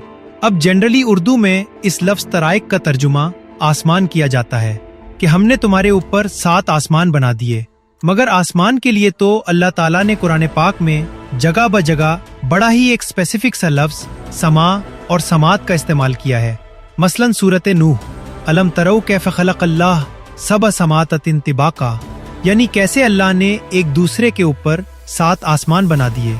तो अगर आसमान के लिए लफ्ज़ समावात है तो तराइक का मतलब यकीनन इससे थोड़ा सा हट कर होना चाहिए। अब यहाँ नाजरीन ये समझें कि 44 तफासिर में इस लफ्ज़ तराइक के 3 मतलब लिए गए हैं। पहला मतलब 7 आसमान, जिसके बारे में हम पहले ही बता चुके हैं कि ये नहीं हो सकता, क्योंकि आसमान के लिए अल्लाह ताला ने एक बहुत ही स्पेसिफिक लफ्ज़ समा या समावात इस्तेमाल किए हैं। दूसरा मतलब 7 किरात है। कुछ स्कॉलर्स का कहना है कि इन तरीकों का मतलब 7 किरातें हैं। क्या हमने तुम्हारे ऊपर 7 किरातें रखी हैं? बाय द वे, ये 7 किरात वाली बात सही हदीस में है कि कुरान पाक वाकई 7 किरातों में नाजिल हुआ है। तुम्हें जिस तरह से आसानी हो उस तरह से पढ़ लिया करो। लेकिन इस आयत में बात तख्लीक यानी क्रिएशन की हो रही है, ना कि किरात की। इसलिए किरात वाली इंटरप्रिटेशन इधर ज्यादा कनॉन्स नहीं करती। लिहाजा हमने 17 अरबी डिक्शनरीज में इस लफ्ज़ तराइक का, जो कि एक पलवरल है, उसकी डेफिनेशन ढूंढी साइड बाय साइड 17 डिक्शनरीज को एक साथ रख के। ये डिक्शनरीज 8वीं सदी से लेकर सन 2008 तक की लिखी हुई हैं, यानी इनमें हर एक दौर की डेफिनेशन लिखी हुई है। और इन डिक्शनरीज में से चंद एक का नाम भी मैं आपको बता देता हूँ, ताकि अगर आप खुद से वेरीफाई करना चाहें तो ज़रूर कर लें। किताबुल ऐन, तहज़ीबुल लुग़त, लिसानुल अरब, ताजुल अरूस और मकाइसुल लुग़त वगैरह। और इन सब में हमें इस लफ्ज़ तराइक का एक ही मतलब मिला है कि वो रास्ता जिस पर सफ़र किया जा सके, जिसे स्पेशली हमवार और चलने के लिए तैयार किया गया हो, वो साफ सुथरा खूबसूरत रास्ता जिस पर से चीज़ें आती और जाती हैं। यानी सादा अल्फाज में कहूँ तो हमारे ऊपर 7 रास्ते ऐसे 100% हकीकत के साथ मौजूद हैं जिनमें से सफ़र किया जा सकता है, जिनमें से चीज़ें आती और जाती हैं। और इन रास्तों को एक्चुअली फरिश्तों के आने जाने के लिए इस्तेमाल किया जाता है। और अभी मैं बताता भी हूँ कि कैसे ये मेजर रास्ते हैं। इनके अलावा छोटे रास्ते भी हो सकते हैं, लेकिन ये 7 बड़े और सिग्निफिकेंट रास्ते ऐसे हैं जिनके मुताल्लिक अल्लाह ताला ने अल-मुमिनून में बताया है कि हमने उन्हें तुम्हारे ऊपर बनाया है। इब्ने अब्बास रज़ी अल्लाह ताला अन्हु बताते हैं कि एक मर्तबा हज़रत जिब्राइल अलैहिस्सलाम आप अलैहिस्सलाम के पास बैठे हुए थे कि आसमान से एक ज़ोरदार आवाज़ आई कि जैसे ज़ोर से दरवाज़ा खुला हो। हज़रत जिब्राइल अलैहिस्सलाम ने अपना सर ऊपर उठाया और कहा कि आज आसमान में एक दरवाज़ा खुला है जो आज से पहले कभी नहीं खुला था, और उसमें से वो फरिश्ता ज़मीन पर उतरा है जो आज से पहले कभी नहीं उतरा था। 13वीं सदी के खुरासान में एक स्कॉलर रहा करते थे, शेख सादुद्दीन तफ्ताजानी। वैसे तो उनकी जबान में थोड़ी सी लकनत थी, लेकिन अल्लाह ताला का उनको दिया हुआ इल्म किसी बहुत बड़े दरिया की तरह वसी था। सिर्फ 16 साल की उम्र में ही उन्होंने अरबिक लैंग्वेज और लॉजिक यानी कि मंतिक के ऊपर अपनी पहली किताब लिखी थी। अब इस किताब में उन्होंने एक बहुत जबरदस्त पैराग्राफ लिखा है, जो यहाँ मैं आसान उर्दू में तर्जुमा करके सुना रहा हूँ, क्योंकि उसके ओरिजिनल अरबी अल्फाज थोड़े से मुश्किल हैं। इस पैराग्राफ में शेख सादुद्दीन वाक़या मेराज डिस्कस कर रहे हैं, यानी कि जहाँ नबी करीम सल्लल्लाहु अलैहि वसल्लम के लिए आसमान के वो रास्ते, वो दरवाजे खोले गए थे। और पहले आप ये पैराग्राफ सुन लें और फिर अंदाजा लगाएं कि ये तफ्ताजानी किस जबरदस्त एंगल से एक्सप्लेन करने की कोशिश कर रहे हैं। कहते हैं कि अफलाक यानी कि आसमानों का खुल जाना नामुमकिन नहीं है। ये इनकार सिर्फ वही लोग करते हैं जो कि जन्नत और दोज़ख को नहीं मानते। आसमानों में शिगाफ यानी कि रास्ते खुलते और फिर मिल जाते हैं। इन्हीं शिगाफों के जरिए हजरत जिब्राईल अलैहिस्सलातु वस्सलाम का एक लम्हे में आसमान से मक्का में नुज़ूल हो करता था। और इसी चीज यानी कि शिगाफों के खुलने को मुमकिन ना समझना, यानी उन्हें नामुमकिन और उन्हें इम्पॉसिबल समझना, जिब्राईल अलैहिस्सलातु वस्सलाम का भी इनकार करने के बराबर है। वर्ड टू वर्ड तर्जुमा समझने में अगर आपको मुश्किल पेश आई हो तो एक मर्तबा फिर से मैं आसान तरीन अल्फाज में बता देता हूँ कि शेख सादुद्दीन कह रहे हैं कि आसमानों में रास्ते खुलते और बंद होते हैं। उन्हें सिर्फ वही शख्स नहीं मानता जिसका ईमान कमजोर है, जो कि अल्लाह की बड़ाई और उसकी कुदरत को नहीं जानता। इन्हीं रास्तों और दरवाजों से निकलकर फिरिश्ते एक लम्हे में आसमान से दाखिल होकर नीचे मक्का से निकलते थे। और इन रास्तों से इनकार करने का मतलब है कि हम फरिश्तों के आने का भी इनकार कर रहे हैं। और आज की जबान में हम इन दरवाजों को क्या कहते हैं? बहुत से लोग उन्हें वर्म होल्स कहते हैं, बहुत से लोग उन्हें पोर्टल्स कहते हैं, लेकिन हम उन्हें आसमान के दरवाजे कहेंगे, क्योंकि ये नाम अल्लाह और उसके रसूल सल्लल्लाहु अलैहि वसल्लम ने उन्हें खुद दिया है। अब ये रास्ते कैसे खुलते और बंद होते हैं? इस बात का जवाब दो तरीकों से दिया जा सकता है। पहला जवाब साइंटिफिक नेचर का और दूसरा जवाब डिवाइन नेचर का है। पहला जवाब साइंटिफिक नौयत से। मैं आपको बहुत ही सादा और एक जनरल कॉन्सेप्ट बता रहा हूँ, जो हमें फिजिक्स की बहुत सारी रिसर्च को जानने के बाद मिला है। देखिए, अगर किसी तरह से आप आसमान के अंदर 10⁻16 इलेक्ट्रॉन वोल्ट की एनर्जी पैदा करने के काबिल हो जाएं, तो आप आसमान में एक छोटा सा चेहरा, एक मामूली सी दरार, एक रगड़ना पैदा कर सकेंगे। लेकिन do you have any idea कि 10⁻16 इलेक्ट्रॉन वोल्ट एनर्जी पैदा करने के लिए आपको कितनी बड़ी मशीन चाहिए होगी? एक ऐसी मशीन, एक ऐसा पार्टिकल एक्सेलरेटर जो 9.46 ट्रिलियन किलोमीटर बड़ा होगा। और अभी आपको पता है कि हमारे पास जो सबसे बड़ा पार्टिकल एक्सेलरेटर मौजूद है वो कितना बड़ा है? बस 27 किलोमीटर लंबी वो मशीन जो फ्रांस और स्विट्जरलैंड की सरहद पर नस्ब है, उसकी पैदा करदा एनर्जी भी इस ताकत के सामने कुछ हैसियत नहीं रखती, जो आसमान में एक छोटा सा भी शगाफ डाल सके। तो जरा सोचें कि आसमान के हुदूद से बाहर निकलने के लिए कितनी इंतहा दर्जे की ताकत दरकार होगी। आप में से बहुत से नाजरीन समझ गए होंगे कि मैं किस बात की तरफ इशारा कर रहा हूँ। अल्लाह ताला फरमाते हैं, ए जिन्नों और इंसानों के गिरोह, अगर तुम में ये ताकत है कि आसमानों और जमीन की हुदूद से निकल जाओ तो निकल जाओ, मगर तुम नहीं निकल सकते मगर एक जबरदस्त कुव्वत के साथ। अब आपको अंदाजा हो गया होगा कि आसमान के रास्ते को खोलने के लिए कितनी अजीम ताकत दरकार है।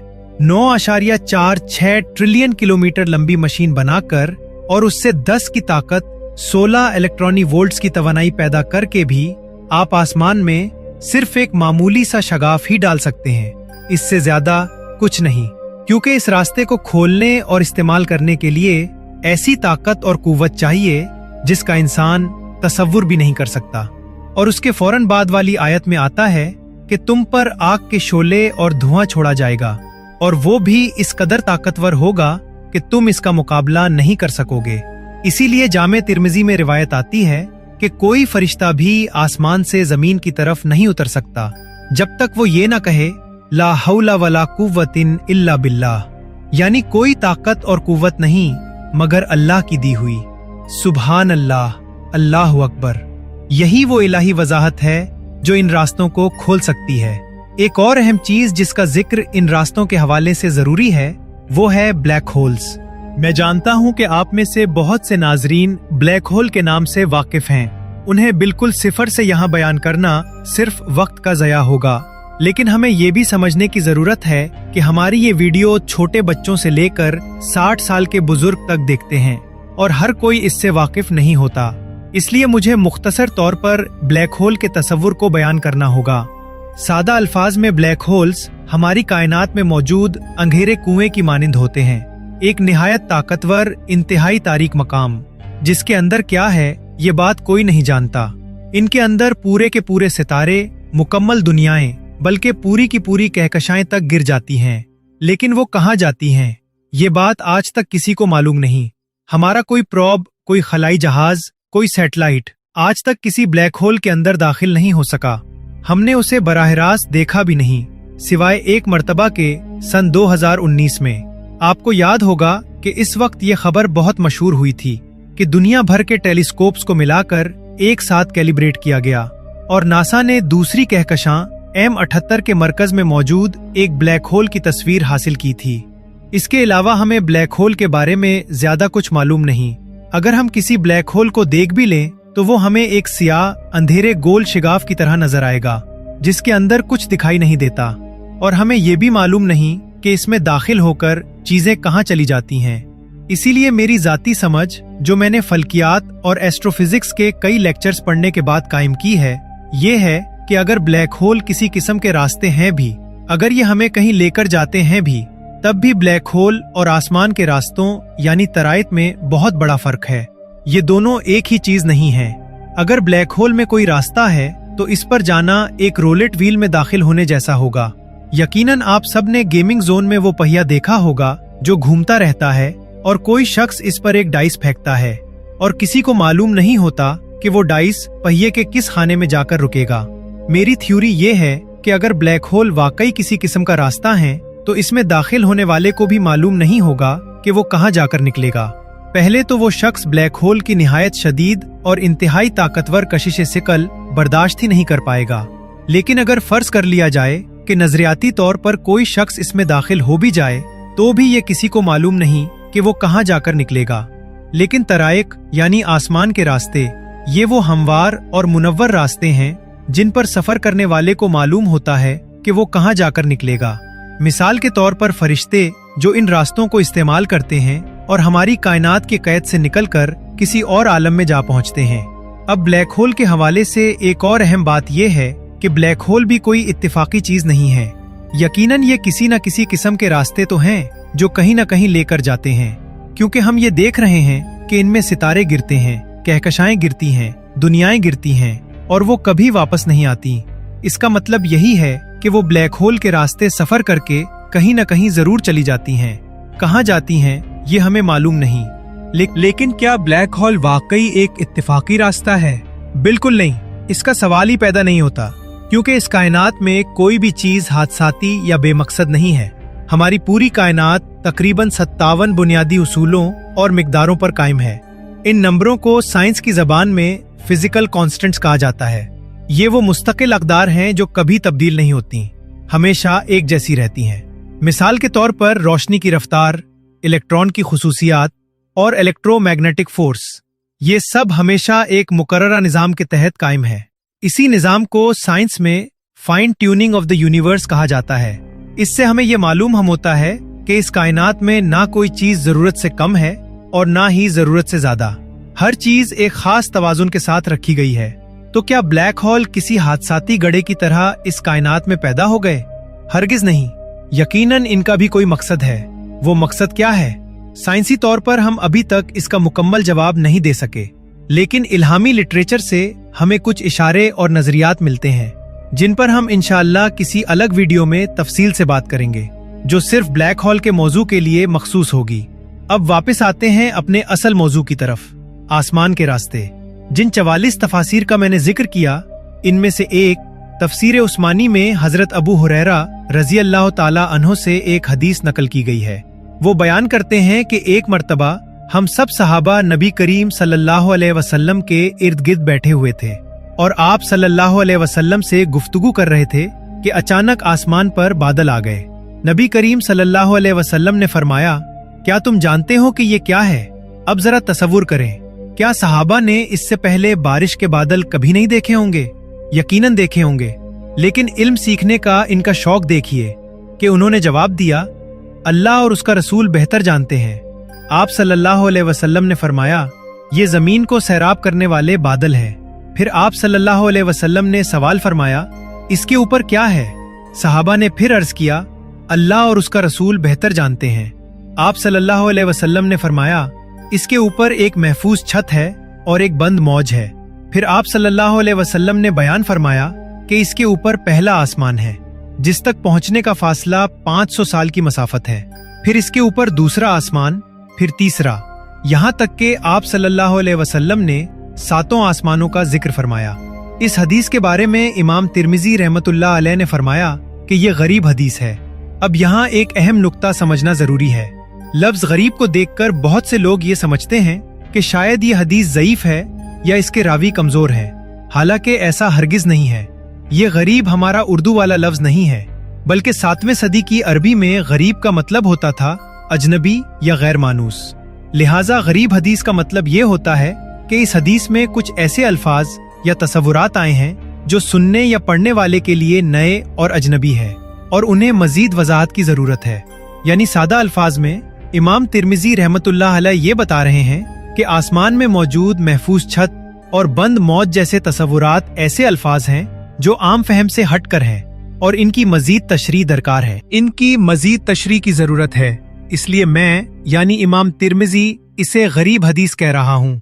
जिस तरह हम उर्दू में कहते हैं कि अजीबो गरीब, तो ये वो वाला गरीब है, यानी कि ये हदीस है तो सही, लेकिन इसके बारे में तहकीक करो क्योंकि इसमें से बहुत कुछ सीखने को मिल सकता है।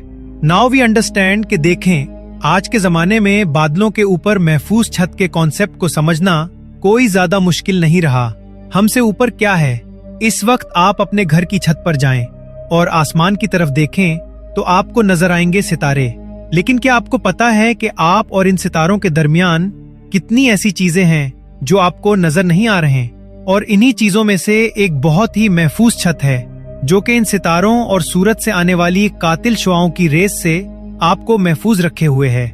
जमीन से लेकर 6.5 मील ऊपर तक एक मोटी और मजबूत छत ट्रोपोस्फियर, फिर इससे भी ऊपर और इससे भी ज्यादा मजबूत और मोटी एक और महफूज छत मेसोस्फियर, फिर इससे भी ऊपर सबसे मोटी और सबसे मजबूत 450 मील मोटी एक और मजबूत छत थर्मोस्फियर कि जिसमें दुनिया का खूबसूरत तरीन लाइट शो होता है। और फिर इससे ऊपर बंद मौज, बंद लहर, वो क्या चीज है? यहाँ पहुंचकर आज की वीडियो कंप्लीट करते हैं, बाकी इंशाअल्लाह अगली वीडियो में कवर करेंगे। मोअज़्ज़िज़ नाज़रीन, हमें इस चैनल को आगे बढ़ाने में आपके ताउन की जरूरत है। अगर आपको हमारी वीडियोस पसंद आती हैं तो इस वीडियो को लाइक और शेयर करें और हमारे और अपने चैनल इरफाक वॉइस को जरूर सब्सक्राइब करें ताकि हम और आप मिलकर अपने दीन इस्लाम के पैगाम को सारी दुनिया तक पहुंचा सकें। अल्लाह ताला से दुआ है कि वो हमें अपनी फरमाबरदारी और शुक्रगुजारी की जिंदगी गुजारने की तौफीक अता फरमाए। आमीन। क्या वक्त की कैद से आजाद होना मुमकिन है? क्या इस मादी कायनात के तभी कवानीन को तोड़ा जा सकता है?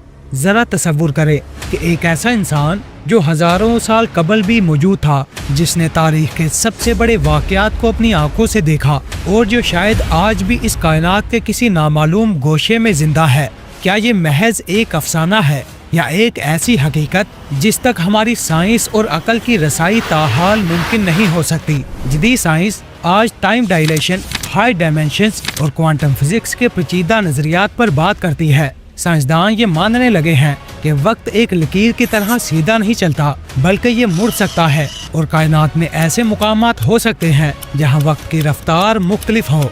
लेकिन हैरत अंगेज तौर पर कुरान मजीद और इस्लामी तारीख हमें एक ऐसी हस्ती से मुतारिफ करवाते हैं जिनका वजूद इन तमाम साइंसी नजरियात से कहीं ज्यादा पुरअसरार और पेचीदा है।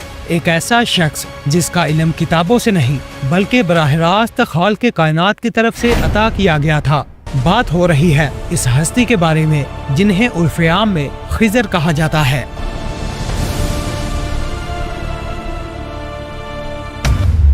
حدیث نبوی صلی اللہ علیہ وسلم کے مطابق وہ جہاں بیٹھتے تھے وہاں کی خشک اور بنجر زمین بھی ہری بھری ہو جایا کرتی تھی۔ کائنات کی یہ پر اسرار ترین شخصیت کون ہے؟ کیا وہ ایک نبی ہے، ایک ولی، یا کوئی فرشتہ جو انسانی روپ میں زمین پر اتارا گیا؟ اور سب سے بڑا سوال جو آج بھی بڑے بڑے محققین اور علماء کو سوچنے پر مجبور کر دیتا ہے کہ کیا حضرت خضر آج بھی زندہ ہے؟ تاریخ اور مذاہب کا مطالعہ کریں تو ہمیں ہر تہذیب میں کسی نہ کسی ایسی پر اسرار ہستی کا ذکر ملتا ہے جسے آب حیات مل چکا ہو، لیکن خضر کی حقیقت ان تمام دیوملائی کہانیوں سے بالکل مختلف اور مستند ہے۔ ان کا تذکرہ قرآن مجید کے بالکل مرکز سورۃ الکہف میں ایک انتہائی پر اسرار واقعے کے طور پر موجود ہے، ایک ایسا واقعہ جو علم اور حکمت کے بالکل نئے زاویے کھولتا ہے۔ یہ سفر شروع ہوتا ہے اس کائنات کے ایک خاص مقام سے جسے قرآن نے مجمع البحرین یعنی دو سمندروں کے ملنے کی جگہ قرار دیا۔ یہ محض دو پانیوں کا ملاپ نہیں تھا، بلکہ یہ وہ مقام تھا جہاں ظاہری علم کی سرحدیں ختم ہوتی ہیں اور باطنی، غیبی اور کائناتی رازوں کا آغاز ہوتا ہے۔ حضرت موسیٰ علیہ السلام جو اپنے وقت کے سب سے بڑے جلیل القدر پیغمبر تھے، جنہیں اللہ سے براہ راست ہم کلام ہونے کا شرف حاصل تھا، انہیں بھی اس ہستی کی تلاش میں ایک طویل اور کھٹن سفر پر نکلنے کا حکم دیا گیا۔ سوچنے کا مقام یہ ہے کہ ایک اول و العظم پیغمبر کو ایک ایسے شخص کی شاگردی اختیار کرنے کے لیے کیوں بھیجا گیا جس کا نام تک قرآن میں صراحت کے ساتھ نہیں لیا گیا، بلکہ صرف ہمارے بندوں میں سے ایک بندہ کہہ کر پکارا گیا؟ اور آخر وہ کون سا علم تھا جو حضرت موسیٰ علیہ السلام کے پاس نہیں تھا مگر اس پر اسرار بندے کے پاس موجود تھا؟ جب موسیٰ علیہ السلام اس مقام پر پہنچے جہاں وہ دو سمندر ملتے تھے تو وہاں ان کی ملاقات ایک ایسے شخص سے ہوئی جس کے چہرے پر صدیوں کا سکون اور کائنات کی گہری خاموشی تھی۔ یہیں سے ایک ایسے سفر کا آغاز ہوا جس نے انسانی عقل کے تمام پیمانوں کو توڑ کر رکھ دیا۔ کائنات کی دو مختلف ڈائمینشن آمنے سامنے تھی، ایک طرف شریعت اور ظاہری علم کے سب سے بڑے پیغمبر تھے اور جن کا کام انسانوں کو سیدھا راستہ دکھانا اور عدل قائم کرنا تھا، اور دوسری طرف تکوینی امور یعنی کائنات کے اس خفیہ اور پوشیدہ نظام کو چلانے والا ایک ایسا شخص تھا جس کے افعال بظاہر تخریبی نظر آتے تھے مگر ان کی حقیقت کائناتی توازن کو برقرار رکھنا تھی۔ جب حضرت موسیٰ نے اس ہستی سے علم سیکھنے کی درخواست کی تو خضر علیہ السلام کا پہلا جواب انسانی نفسیات اور عقل کے لیے ایک بہت بڑا چیلنج تھا۔ انہوں نے کہا، بے شک آپ میرے ساتھ ہرگز صبر نہیں کر سکیں گے، اور آپ اس بات پر کیسے صبر کر سکتے ہیں جس کا آپ کو مکمل علم نہیں؟ اس ایک جملے میں کائنات کا ایک بہت بڑا فلسفہ پوشیدہ ہے۔ انسانی دماغ علت اور معلول کے قانون کا پابند ہے۔ ہم ایک واقعہ دیکھتے ہیں اور فوراً اس کا نتیجہ اخذ کر لیتے ہیں۔ اگر کوئی آگ میں ہاتھ ڈالے گا تو جلے گا، یہ طبی قانون ہے۔ لیکن خضر کا تعلق اس ظاہری طبی قانون سے نہیں بلکہ اس کوانٹم ریالٹی سے تھا جہاں مستقبل کے واقعات ماضی اور حال کو تبدیل کر رہے ہوتے ہیں۔ ان کا علم لکیری یا سیدھا نہیں تھا، وہ وقت کے دھارے کو ایک مختلف زاویے سے دیکھ سکتے تھے۔ سفر کا آغاز ہوا، دونوں ایک کشتی میں سوار ہوئے۔ یہ کشتی غریب ماہی گیروں کی تھی جنہوں نے ان دونوں معزز مسافروں سے کرایہ تک وصول نہیں کیا تھا۔ سفر پرسکون تھا، پانی کی لہریں خاموش تھی، لیکن اچانک خضر علیہ السلام نے ایک ایسا عمل کیا جس نے حضرت موسیٰ علیہ السلام کو شدید صدمے اور حیرت میں ڈال دیا۔ خضر نے ایک کلہاڑی لی اور اس چلتی ہوئی کشتی کا ایک تختہ اکھاڑ دیا، اسے توڑ دیا۔ ظاہری آنکھ اور انسانی منطق کے مطابق یہ ظلم تھا، یہ ان غریبوں کے احسان کا بدترین صلہ تھا۔ ایک ایسی کشتی جو 20 سمندر میں ہو، اس میں سوراخ کر دینا سواروں کو موت کے گھاٹ اتار دینے کے مترادف تھا۔ حضرت موسیٰ علیہ السلام جو شریعت اور قانون کے محافظ تھے فوراً بول اٹھے۔ قرآنی الفاظ میں انہوں نے کہا، کیا آپ نے کشتی کو اس لیے توڑا کہ سواروں کو غرق کر دے؟ یقیناً آپ نے بہت ہی عجیب اور خطرناک کام کیا ہے، لیکن ذرا رکیے اور اسے جدید سائنس کے نظریے سے سمجھنے کی کوشش کیجیے۔ بٹر فلائی ایفیکٹ کہتا ہے کہ کسی نظام میں کی جانے والی ایک انتہائی معمولی سی تبدیلی مستقبل میں کسی بہت بڑے اور ہولناک واقعے کو روک سکتی ہے یا پیدا کر سکتی ہے۔ خضر دراصل اس وقت میں موجود ہو کر مستقبل کے ایک ایونٹ کو مینیپولیٹ کر رہے تھے بعد میں خضر نے اس رات سے پردہ اٹھایا کہ اس دریا کے آگے ایک ظالم بادشاہ کھڑا تھا جو ہر صحیح سلامت کشتی کو زبردستی قبضے میں لے رہا تھا۔ اگر یہ کشتی بالکل ٹھیک حالت میں وہاں پہنچتی تو غریب ماہی گیروں سے ان کا روزگار ہمیشہ کے لیے چھن جاتا۔ خضر نے اس کشتی میں ایک عیب پیدا کر کے دراصل اسے اس ظالم عاصب سے محفوظ کر لیا تھا۔ موسیٰ علیہ السلام کی نظر حال پر اور اس کے فوری نتائج پر تھی، لیکن خضر علیہ السلام کو اللہ کی طرف سے وہ ٹائم ویو عطا کیا گیا تھا جس میں وہ مستقبل کے خطرے کو دیکھ رہے تھے، اور انہوں نے حال میں ایک بظاہر نقصان دہ عمل کر کے مستقبل کی ایک بڑی تباہی کو روک دیا تھا۔ کشتی کے واقعے کے بعد حضرت موسیٰ علیہ السلام اور حضرت خضر علیہ السلام ایک ساحل پر اترے اور چلتے ہوئے ایک مقام پر پہنچے۔ راستے میں ایک کمسن بچہ دیگر بچوں کے ساتھ کھیل رہا تھا۔ قرآنی بیانیہ اور مستند روایات کے مطابق خضر علیہ السلام نے اچانک اس بچے کو پکڑا اور اسے موت کے گھاٹ اتار دیا۔ ایک لمحے کے لیے اس منظر کی سنگینی کا تصور کریں۔ کائنات کا سب سے بڑا قانون دان اور اللہ کا جلیل القدر پیغمبر جو انسانی جان کی حرمت اور عدل کا محافظ ہو، اس کے سامنے ایک بظاہر معصوم جان لے لی جائے۔ ظاہری شریعت اور انسانی اخلاقیات کے ہر پیمانے پر یہ ایک ناقابل فہم اور ناقابل معافی عمل تھا۔ حضرت موسیٰ علیہ السلام کا رد عمل بالکل فطری تھا۔ وہ بے ساختہ پکار اٹھے، کیا آپ نے ایک پاک جان کو بغیر کسی جان کے بدلے مار ڈالا؟ یقیناً آپ نے ایک انتہائی منکر اور خوفناک کام کیا ہے۔ یہ وہ مقام ہے جہاں فزکس، فلسفی اور کائناتی نظام کے سب سے پیچیدہ اور گہرے سوالات جنم لیتے ہیں۔ ہم انسان وقت کی ایک سیدھی لکیر میں قید ہیں۔ ہم صرف ماضی کا ریکارڈ رکھتے ہیں اور حال کو محسوس کرتے ہیں۔ مستقبل ہمارے لیے ایک مکمل طور پر بند کتاب ہے۔ سائنس اور فلسفے میں ایک مشہور تھاٹ ایکسپیریمنٹ ہے جسے ٹائم ٹریول ڈائلیما یا ایتھیکل پیراڈاکس کہا جاتا ہے۔ فلاسفرز اکثر یہ سوال اٹھاتے ہیں کہ اگر آپ کے پاس ٹائم مشین ہو اور آپ ماضی میں جا کر کسی ایسے شخص کو بچپن میں ہی ختم کر دیں جو مستقبل میں لاکھوں انسانوں کی ہلاکت اور ظلم کا باعث بننے والا ہو، تو کیا آپ کا یہ عمل درست کہلائے گا؟ انسانی سائنس اس کا حتمی جواب دینے سے قاصر ہے، کیونکہ ہمارے پاس مستقبل کا 100% یقینی علم نہیں ہوتا۔ لیکن حضرت خضر علیہ السلام کا معاملہ انسانی عقل، اندازوں اور عام سائنس سے ماورا تھا۔ وہ علم لادونی کے حامل تھے، یعنی وہ علم جو بغیر کسی واسطے کے ڈائریکٹ سے عطا کیا جاتا ہے۔ وہ علت و معلول کے ظاہری پابند نہیں تھے، بلکہ وہ اس کائناتی الگوریتھم کا حصہ تھے جو وقت کے آغاز سے انجام تک کی تمام کڑیاں دیکھ سکتا ہے۔ جب طویل خاموشی کے بعد اس واقعے کی حقیقت کھلی تو کائنات کے ایک ایسے راز سے پردہ اٹھا جو انسان کو تقدیر اور اللہ کی بے پایا حکمت کے سامنے سجدہ ریز کر دیتا ہے۔ خضر علیہ السلام نے فرمایا کہ اس بچے کے والدین انتہائی نیک اور مومن تھے۔ خضر اپنے اس ٹائم ویو میں دیکھ رہے تھے کہ اگر یہ بچہ زندہ رہتا اور جوان ہوتا تو اس کی سرکشی، کفر اور نافرمانی مستقبل میں اس نیک والدین کے لیے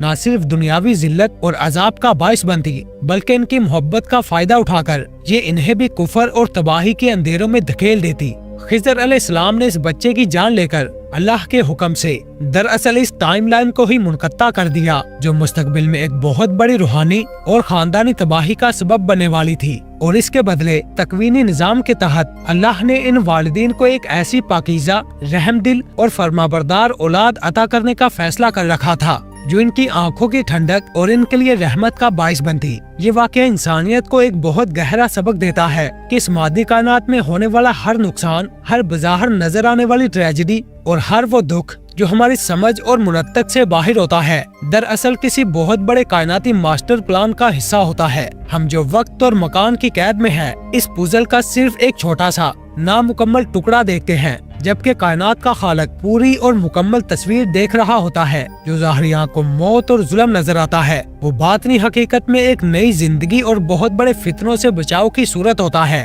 سفر اپنے آخری اور سب سے حیران کن موڑ پر پہنچ چکا تھا۔ کشتی اور بچے کے واقعے کے بعد جس نے انسانی عقل کے تمام تار ہلا دیے تھے، اب باری تھی انسانی انا، جذبات اور مادی دنیا کے ظالمانہ نظام کو سمجھنے کی۔ حضرت موسیٰ علیہ السلام اور حضرت خضر چلتے چلتے ایک بستی میں داخل ہوئے۔ یہ طویل سفر کی تھکاوٹ اور شدید بھوک کا وقت تھا۔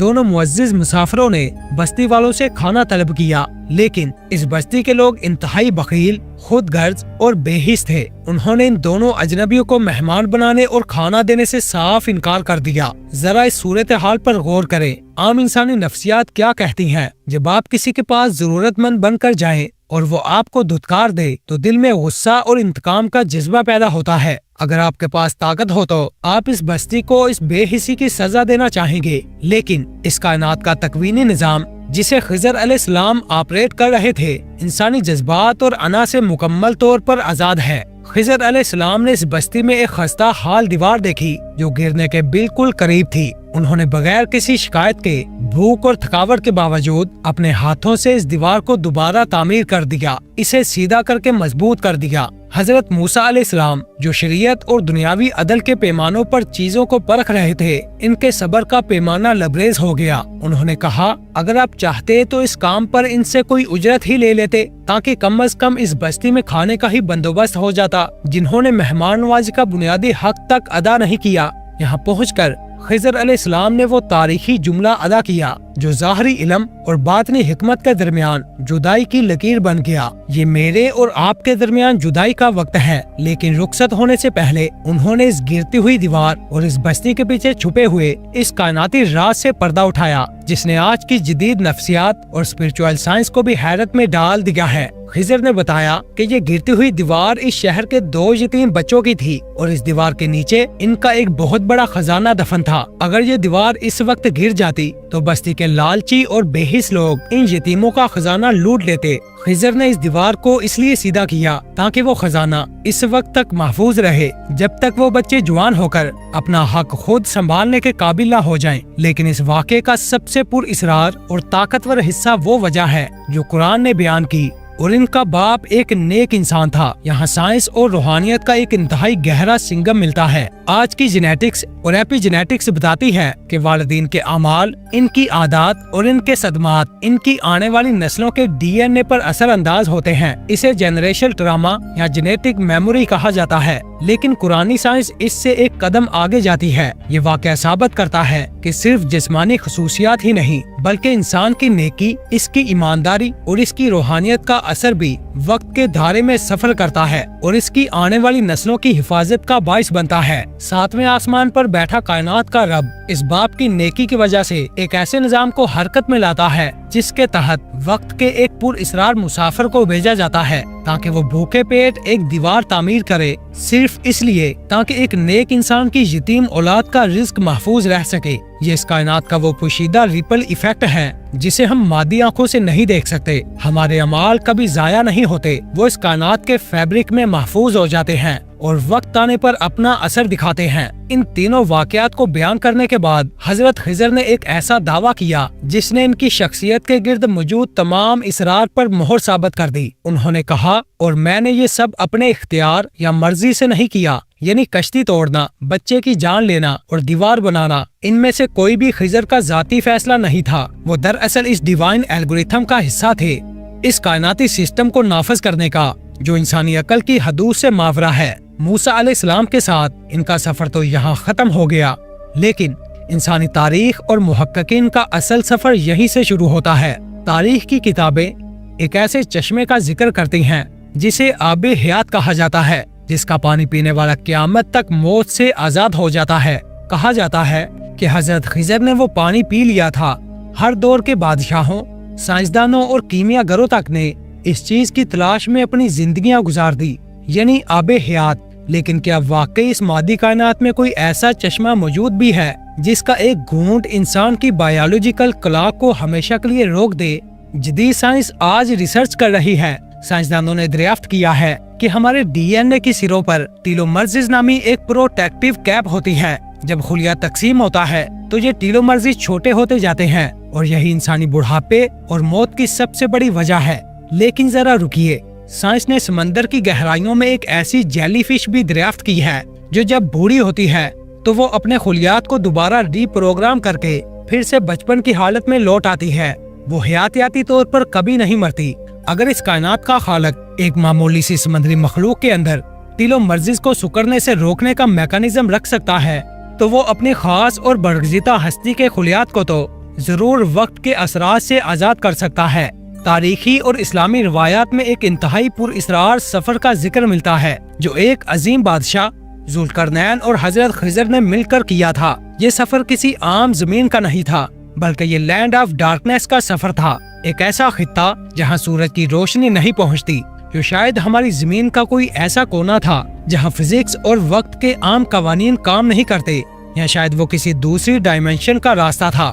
روایات بتاتی ہیں کہ ذوالقرنین، جن کی سلطنت مشرق سے مغرب تک پھیلی ہوئی تھی، وہ اس آب حیات کی تلاش میں نکلے تھے۔ حضرت خضر اس سفر میں ان کے لشکر کے ہراول دستے یعنی سب سے آگے چلنے والے دستے کے سردار تھے۔ ظلمات کے اس گپ اندھیرے میں جہاں ہر قدم پر نامعلوم کا خوف تھا، اللہ کی مشیت نے اپنا فیصلہ سنا دیا۔ وہ چشمہ، وہ کائنات کا سب سے نایاب پانی ذوالقرنین کی قسمت میں نہیں بلکہ حضرت خضر کی قسمت میں لکھا تھا۔ کہا جاتا ہے کہ حضرت خضر اندھیرے میں اس چشمے تک پہنچ گئے، انہوں نے اس کا پانی پی لیا اور اس میں غسل بھی کیا، اور اسی لمحے کائنات کے اس پر اسرار ترین انسان کے لیے موت کے فرشتے کے دروازے اس وقت تک کے لیے بند کر دیے گئے جب تک کہ خود اس کائنات کے بکھرنے اور سور پھونکے جانے کا وقت نہ آ جائے۔ لیکن کیا واقعی آج 21ویں صدی کے اس جدید دور میں جب ہم مریخ پر بستیاں بسانے کی بات کر رہے ہیں، حضرت خضر اسی زمین پر ہمارے درمیان کہیں موجود ہیں؟ اس سوال نے صدیوں سے اسلامی اسکالرز، صوفیہ اور محققین کو دو مختلف گروہوں میں تقسیم کر رکھا ہے۔ ایک طرف علماء ظاہر اور محدثین ہیں، جن میں امام بخاری اور علامہ ابن تیمیہ جیسے بڑے نام شامل ہیں۔ ان کا ماننا ہے کہ حضرت خضر وفات پا چکے ہیں۔ وہ ایک حدیث کا حوالہ دیتے ہیں جس میں نبی کریم صلی اللہ علیہ وسلم نے فرمایا تھا کہ اس وقت روئے زمین پر جو بھی موجود ہے، 100 سال بعد ان میں سے کوئی بھی زندہ نہیں رہے گا۔ ان علماء کے مطابق اگر خضر زندہ ہوتے تو وہ بدر و حنین کے میدانوں میں رسول اللہ صلی اللہ علیہ وسلم کی مدد کو ضرور آتے اور ان کے ہاتھ پر بیعت کرتے۔ لیکن دوسری طرف صوفیہ، اولیاء اللہ اور علم باطن کے ماہرین کا ایک بہت بڑا طبقہ ہے، جن کا دعویٰ ہے کہ حضرت خضر نہ صرف زندہ ہیں بلکہ وہ کائنات کے اس خفیہ اور تکوینی نظام کو آج بھی چلا رہے ہیں۔ ان کے مطابق خضر کا تعلق عام انسانی دنیا سے کٹ چکا ہے۔ وہ اس مادی ڈائمینشن کے پابند نہیں رہے جس میں ہم رہتے ہیں۔ وہ عام انسانوں کی طرح طبی عمر نہیں گزار رہے بلکہ انہیں اللہ کی طرف سے ایک خاص ڈیوٹی دی گئی ہے، بھٹکے ہوئے مسافروں کو راستہ دکھانا، اولیاء کی روحانی تربیت کرنا اور کائنات کے ان معاملات کو پس پردہ انجام دینا جو عام انسانی آنکھ سے اوجھل ہے۔ جدید فزکس میں ایک نظریہ ہے جسے کوانٹم انٹینگلمنٹ کہا جاتا ہے۔ اس نظریے کے مطابق کائنات کے دو ذرات چاہے وہ ایک دوسرے سے لاکھوں نوری سال کے فاصلے پر ہی کیوں نہ ہو، ایک دوسرے سے اس طرح جڑے ہو سکتے ہیں کہ ایک میں ہونے والی تبدیلی فوری طور پر دوسرے میں ظاہر ہوتی ہے۔ اس میں وقت اور فاصلے کی کوئی قید نہیں ہوتی۔ اسی طرح ایک اور سائنسی تصور وارم ہولز کا ہے جو خلا اور وقت کو موڑ کر کائنات کے دو انتہائی دور دراز مقامات کے درمیان ایک پل یا شارٹ کٹ بنا دیتے ہیں۔ حیرت انگیز بات یہ ہے کہ اسلامی روحانیات میں صدیوں سے ایک ایسا ہی تصور موجود ہے جسے طے الارض یعنی زمین کا سمٹ جانا کہا جاتا ہے۔ صوفیہ اور اولیاء اللہ کے نزدیک کائنات کے کچھ خاص بندے ایسے ہیں جن کے لیے زمین کے فاصلے سمیٹ دیے جاتے ہیں۔ وہ پلک جھپکتے ہی مشرق سے مغرب تک کا سفر کر سکتے ہیں۔ جب ہم حضرت خضر کی بات کرتے ہیں تو علم باطن کے ماہرین بتاتے ہیں کہ خضر علیہ السلام کا سفر بھی اسی طے الارض اور ماورائی قوانین کے تحت ہوتا ہے۔ وہ فزکس کے عام قوانین کے پابند نہیں بلکہ وہ ان کائناتی شارٹ کٹس کا استعمال کرتے ہیں جہاں فاصلے صفر ہو جاتے ہیں۔ اگر بات ہو ان کے مسکن کے بارے میں تو اسلامی روایات اور صوفیانہ مکاشفات میں خضر علیہ السلام کو اکثر پانیوں، سمندروں اور ویرانوں سے جوڑا گیا ہے۔ وہ مقام جہاں حضرت موسیٰ سے ان کی ملاقات ہوئی، مجمع البحرین، دو سمندروں کا سنگم، یہ محض ایک جغرافیائی مقام نہیں بلکہ یہ خشکی اور پانی اور ظاہری اور باطن کی سرحد ہے۔ آج کی جدید سائنس بھی یہ مانتی ہے کہ ہم نے اپنے سمندروں کا صرف 5% حصہ ہی دریافت کیا ہے، جبکہ 95% سمندر آج بھی انسان کے لیے ایک بلیک ہول کی طرح نامعلوم اور پر اسرار ہے۔ روحانی دنیا میں ایک اصطلاح استعمال ہوتی ہے، رجال الغیب، یعنی غیب کے مرد۔ یہ وہ پوشیدہ ہستیاں ہیں جو دنیا کے نظام میں اللہ کے حکم سے توازن برقرار رکھتی ہیں۔ محققین کے ایک بڑے طبقے کا ماننا ہے کہ حضرت خضر ان رجال الغیب کے سردار ہیں۔ وہ ان اولیاء اور اللہ کے خاص بندوں کی رہنمائی کرتے ہیں جو اس تکوینی نظام کا حصہ ہیں۔ شیخ اکبر، محی الدین ابن عربی اور امام غزالی جیسی جلیل القدر ہستیوں نے اپنی کتابوں میں ان غیبی ملاقاتوں کے اشارے دیے ہیں جہاں مشکل ترین کائناتی اور روحانی رازوں کی گھٹیاں سلجھانے کے لیے ایک پر اسرار ہستی نمودار ہوتی ہے اور رہنمائی کر کے اچانک غائب ہو جاتی ہے۔ یہاں ایک اور سوال پیدا ہوتا ہے، اگر وہ بھٹکے ہوئے لوگوں کی رہنمائی کرتے ہیں تو آج کے اس پرفتن اور مادی دور میں جب انسان کو سب سے زیادہ رہنمائی کی ضرورت ہے وہ عام انسانوں کے سامنے کیوں نہیں آتے؟ اس کا جواب اس واقعے میں چھپا ہے جو حضرت موسیٰ کے ساتھ پیش آیا۔ خضر کا علم شریعت یا عام تبلیغ کا نہیں ہے بلکہ ان کا علم رازوں کا علم ہے۔ وہ اسباب کی دنیا میں کام نہیں کرتے بلکہ وہ اسباب پیدا کرنے والے نظام کے تحت کام کرتے ہیں۔ ایک عام انسان حضرت خضر علیہ السلام کے افعال کی گہرائی کو کبھی برداشت نہیں کر سکتا۔ روحانی پیشوا بتاتے ہیں کہ خضر کو ڈھونڈا نہیں جا سکتا بلکہ جب اللہ کی حکمت تقاضا کرتی ہے تو وہ خود تشریف لاتے ہیں۔ ان کی ملاقات ان لوگوں سے ہوتی ہے جن کے دل دنیا کی مادی ہوس سے خالی اور کائنات کے رازوں کو برداشت کرنے کے قابل ہو چکے ہوں۔ جدید سائنس میں تھرمو ڈائنامکس کا دوسرا قانون ہمیں انٹروپی کا تصور دیتا ہے۔ یہ قانون بتاتا ہے کہ اس کائنات میں موجود ہر مادی چیز، چاہے وہ ستارے ہوں، کہکشائیں ہوں یا خلیات، بالآخر زوال اور خاتمے کی طرف بڑھ رہے ہیں۔ وقت کے ساتھ ساتھ ہر منظم نظام بکھر جاتا ہے۔ جب خود یہ کائنات ہی فانی ہے تو پھر اس کے اندر موجود کوئی ہستی ہمیشہ کے لیے زندہ کیسے رہ سکتی ہے؟ اسلام کا سب سے بڑا اور اٹل کائناتی قانون بھی یہی ہے، سب فنا ہونے والا ہے۔ حضرت خضر کی اس طویل العمری اور ابدی زندگی کے راز کو سمجھنے کے لیے ہمیں وقت کے آخری سرے یعنی اینڈ آف ٹائمز کا سفر کرنا پڑے گا۔ انسانی تاریخ کے سب سے ہولناک دور میں جب دجال اس زمین پر فتنہ، دھوکہ اور ٹیکنالوجی یا ماورائی طاقتوں کا سب سے بڑا جال بچھائے گا، تب حق اور باطل کا آخری اور سب سے عجیب و غریب معرکہ برپا ہوگا۔ صحیح مسلم کی ایک انتہائی مستند اور مشہور حدیث میں ایک ایسے نوجوان کا ذکر ہے جو مدینہ کے قریب دجال کا راستہ روکے گا۔ یہ شخص دجال کی آنکھوں میں آنکھیں ڈال کر کہے گا کہ تو ہی وہ جھوٹا ہے جس کے بارے میں ہمارے نبی صلی اللہ علیہ وسلم نے ہمیں خبر دی تھی، جو اس وقت دنیاوی طاقت کے عروج پر ہوگا۔ غضبناک ہو کر اس شخصیت کو آرے سے چیر کر 2 حصوں میں کاٹ دے گا۔ ذرا اس منظر کی سائنسی اور تکوینی پیچیدگی کو تصور کریں۔ ایک انسان کو کاٹ کر 2 حصوں میں تقسیم کر دیا گیا ہے۔ دجال اس کے 2 ٹکڑے کے درمیان سے گزرے گا اور پھر اپنی شیطانی طاقت سے اسے دوبارہ جوڑنے اور کھڑا ہونے کا حکم دے گا۔ وہ شخص دوبارہ زندہ ہو جائے گا، لیکن دوبارہ زندہ ہونے کے بعد اس کا ایمان کمزور ہونے کی بجائے مزید پختہ ہو جائے گا اور وہ مسکرا کر کہے گا، اب تو مجھے مکمل یقین ہو گیا ہے کہ تو ہی دجال ہے۔ دجال غصے میں پاگل ہو کر اسے دوبارہ ذبح کرنا چاہے گا، لیکن حدیث کے الفاظ کے مطابق اس کی گردن سے لے کر ہنسلی تک کا حصہ تانبے میں تبدیل کر دیا جائے گا۔ تبھی قوانین پلک جھپکتے میں بدل جائیں گے اور دجال کی کوئی بھی طاقت، کوئی بھی ہتھیار اس پر اثر نہیں کرے گا۔ بالآخر دجال اسے آگ میں پھینک دے گا جو دراصل اس کے لیے جنت کی ٹھنڈک بن جائے گی۔